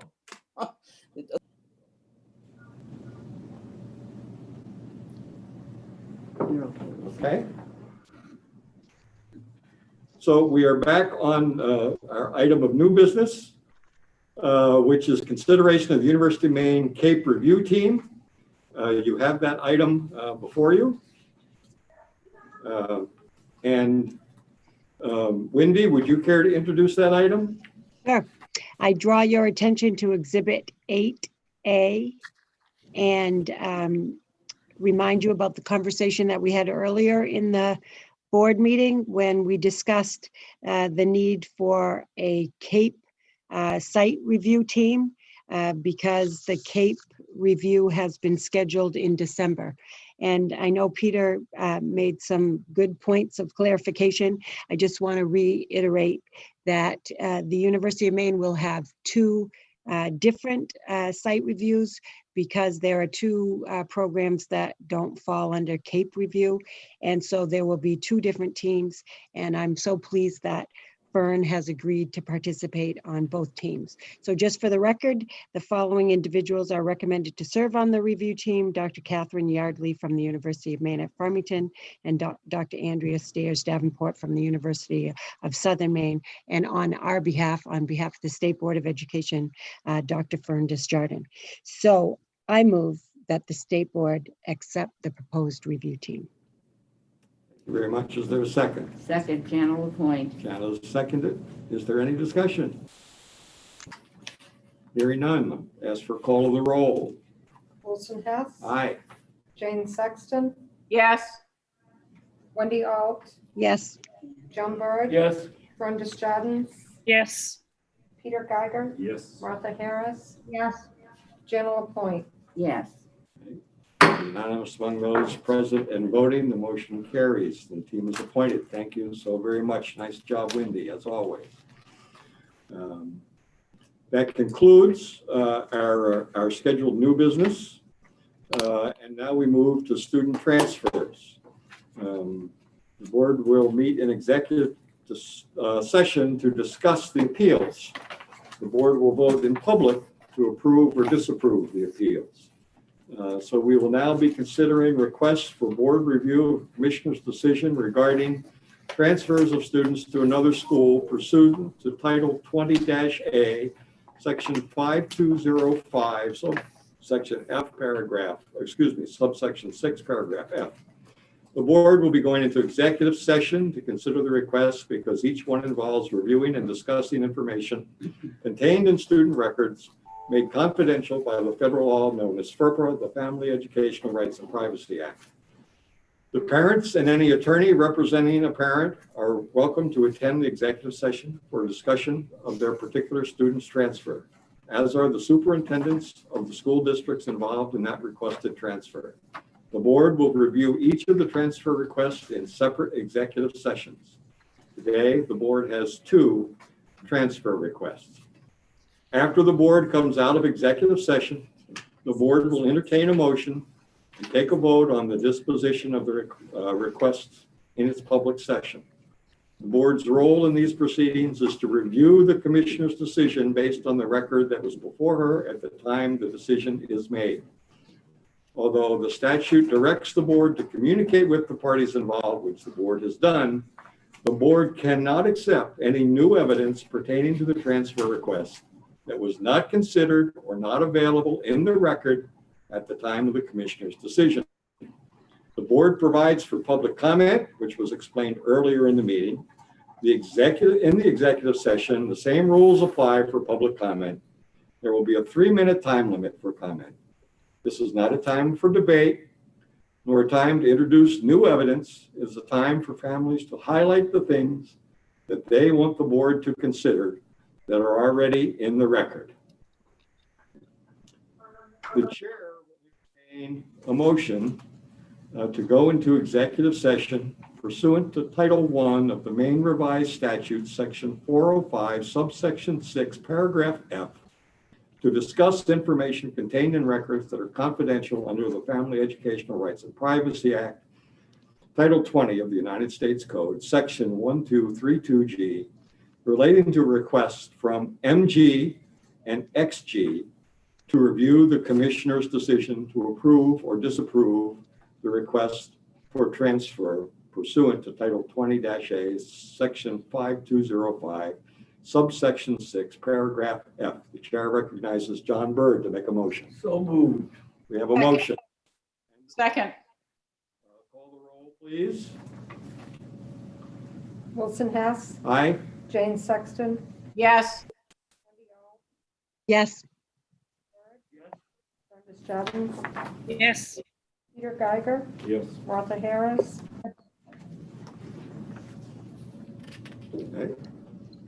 Jane LaPointe. Jen Yes. Lapointe, thank you. That's unanimous among all those voting and present. The board will move to executive session. Members who are attending from Zoom, other than the family members or superintendents associated with these two individuals, will need to be put on hold or put on hold so that they can leave the session and be called back if they so desire. So while that process moves ahead, we'll await confirmation of folks going offline. Okay. You have guidance for me on that, Mary? Could you explain to Gracie? Grayson. Probably has some- Grayson, that includes student members, according to a ruling by the Attorney General. Student members can't be part of the executive session. Okay, so you can sign off and come back, or you can be put in the waiting room, and we'll bring you back. Okay. Okay. Very good.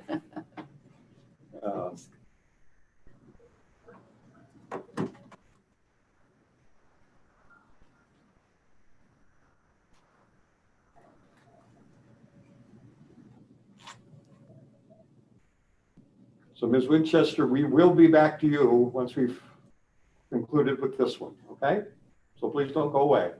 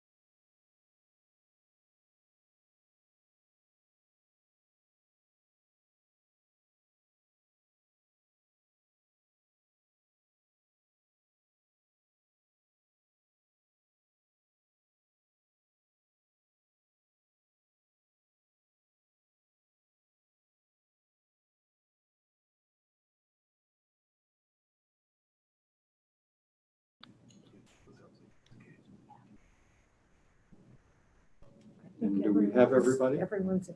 Okay. We are back in regular session. I will confirm that during the executive session, one of the appellants, XG, indicated that she did not wish her appeal to move forward, and her mother indicated the same.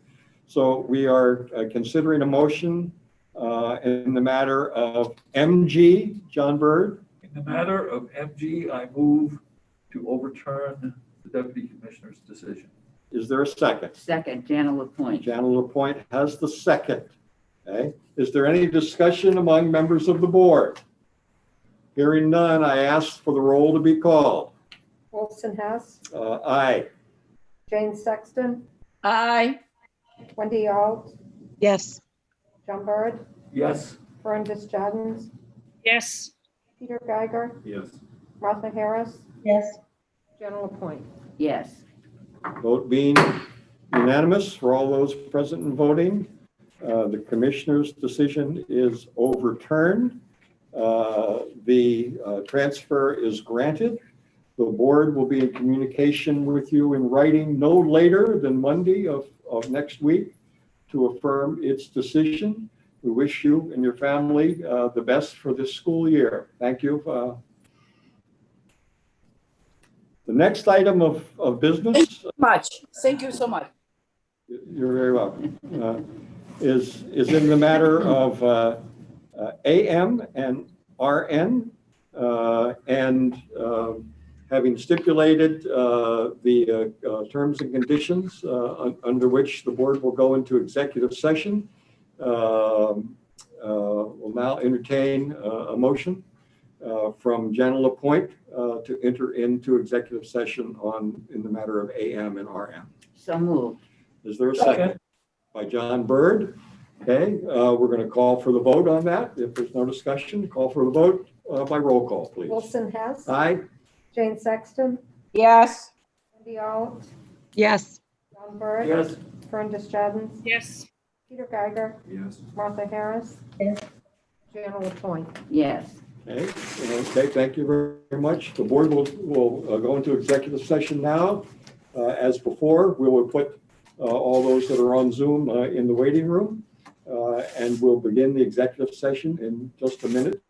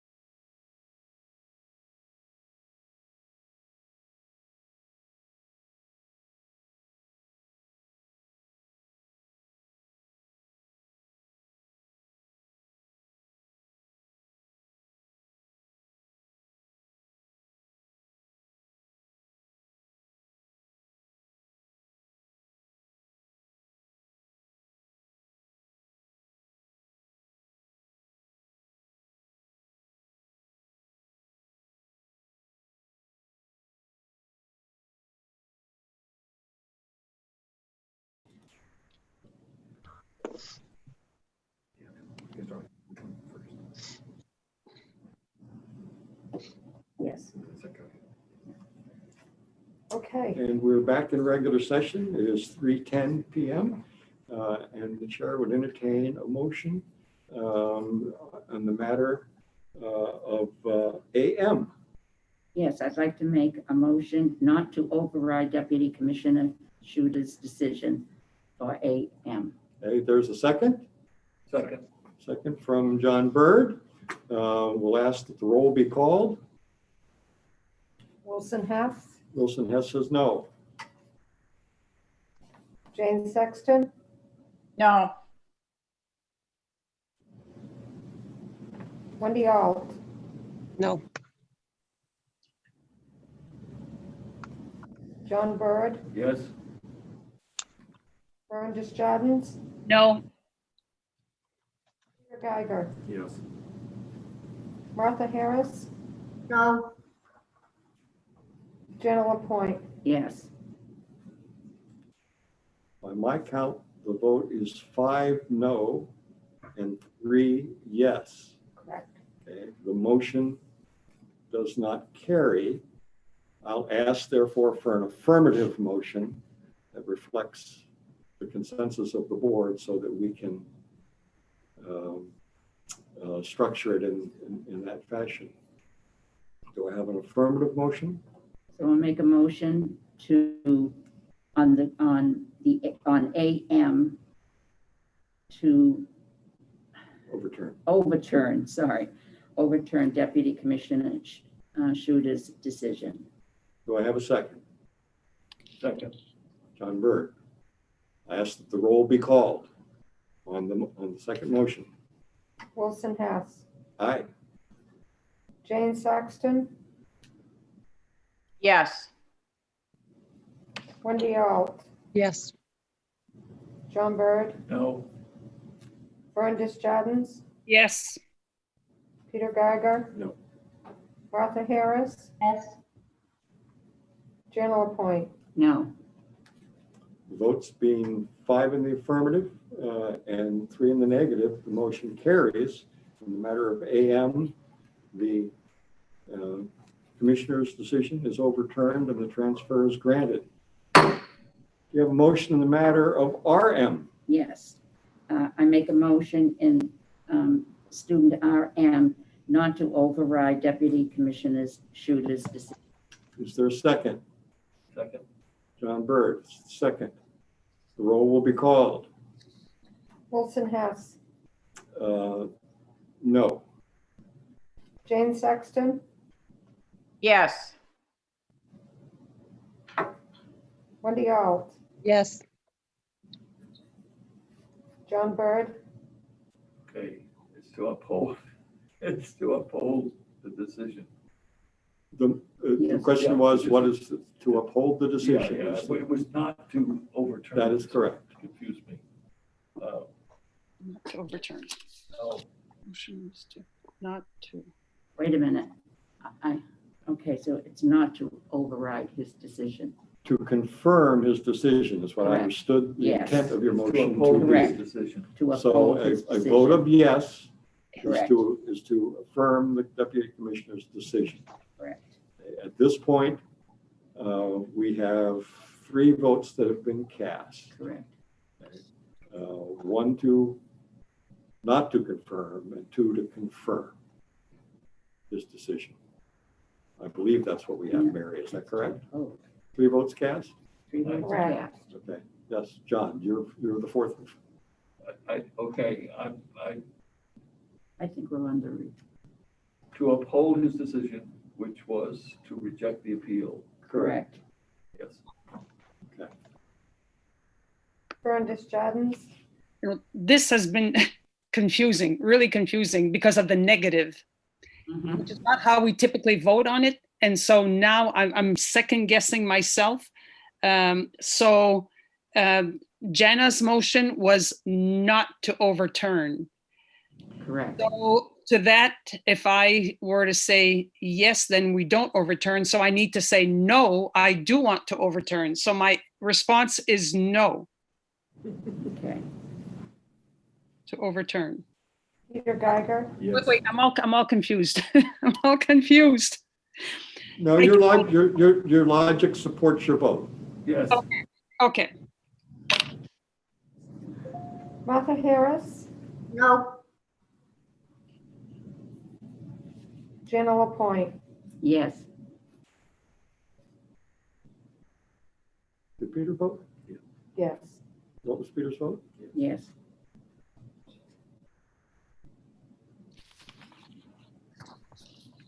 I missed Peter's vote, I think. My tally, let me ask what your tally is, Mary.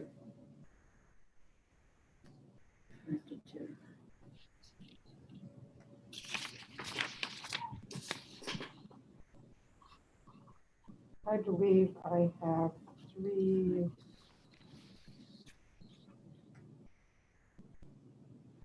Oh, 4 yes, 1 no. Is that what you got? That's not what I have. Yes. So Let me- you're the official recorder, so please go back and, Give me a second here.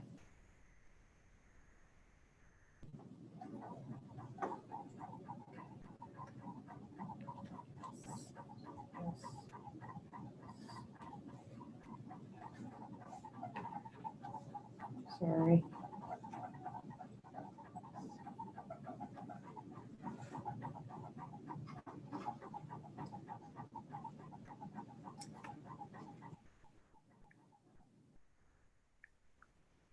We're 5-3.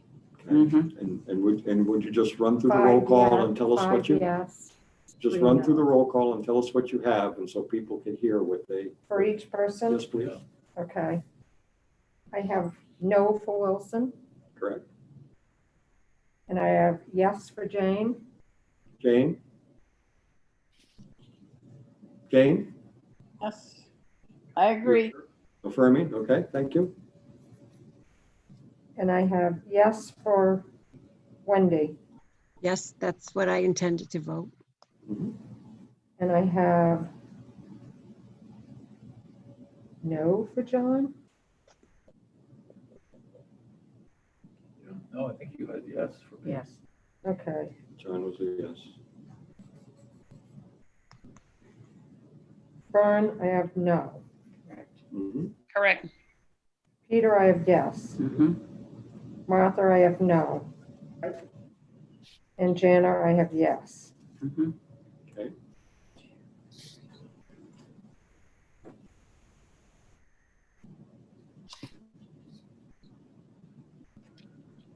So 5 yes, 3 no. Okay, thank you. Just Is that- because there was uncertainty, I just wanted to Okay. be sure that we had affirmed it. So Mhm. the vote is 5 yes, which is to affirm the commissioner's decision. Okay. And 3 no, which was to overturn the commissioner's decision. So the motion is carried. The decision of the commissioner is affirmed, and the transfer is not allowed. Okay. So as I indicated, Ms. Winchester, we'll be communicating those decisions to you in writing. They should be out of our office by Friday, so we hope that you have them by Monday. Thank you so very much for your advocacy for your children. This concludes our regular business except for announcements. Are there any announcements to come before the board? Martha? Mr. Chair, I know that in the past, we had a student member who had not yet been confirmed by the Senate, but sat in probably for about 6 months of the year in every meeting. I would suggest that if we're in the same boat now, that we should invite that person that's been tapped by the governor to our meetings. We have invited Grayson to our meeting. That's him down in the lower quadrant. And we've expressed to him the intent to continue to invite him to our meetings in advance of the confirmation process. So yes, indeed. Couldn't agree with you more. Great. Thank you.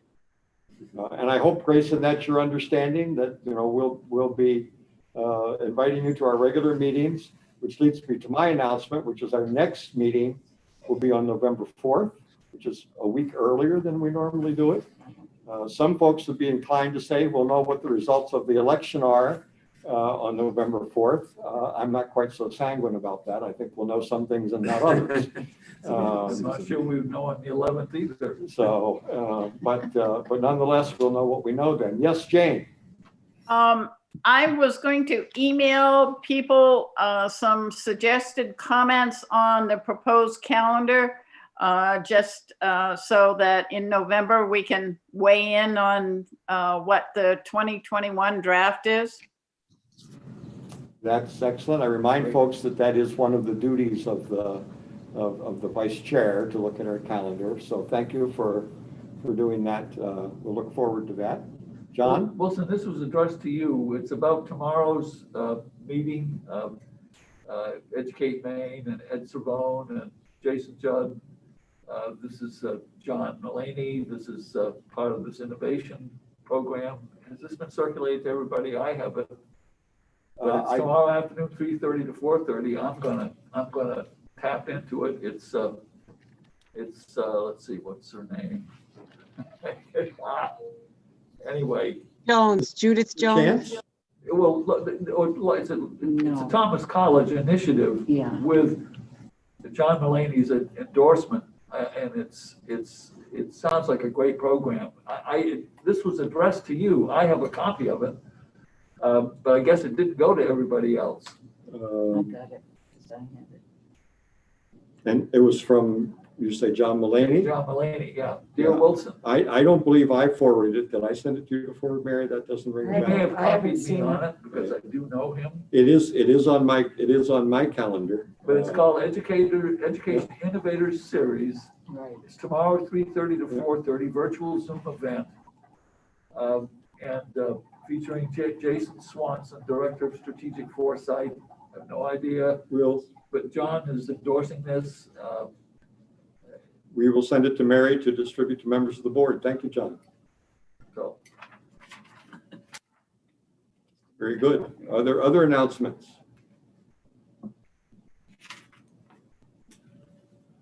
Hearing none, I want to thank everyone for their perseverance today.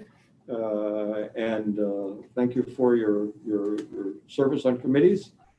Again, Grayson, very, very much pleased to have you with us in attendance. And if there's no further comment, I will simply say to board members, please be attentive to your vouchers that need to be turned in. And without further comment, we stand adjourned at 3:23. Thank you very much. Thank you. Bye, Wendy. See you soon. Bye. Stay well. Bye, everyone. Bye.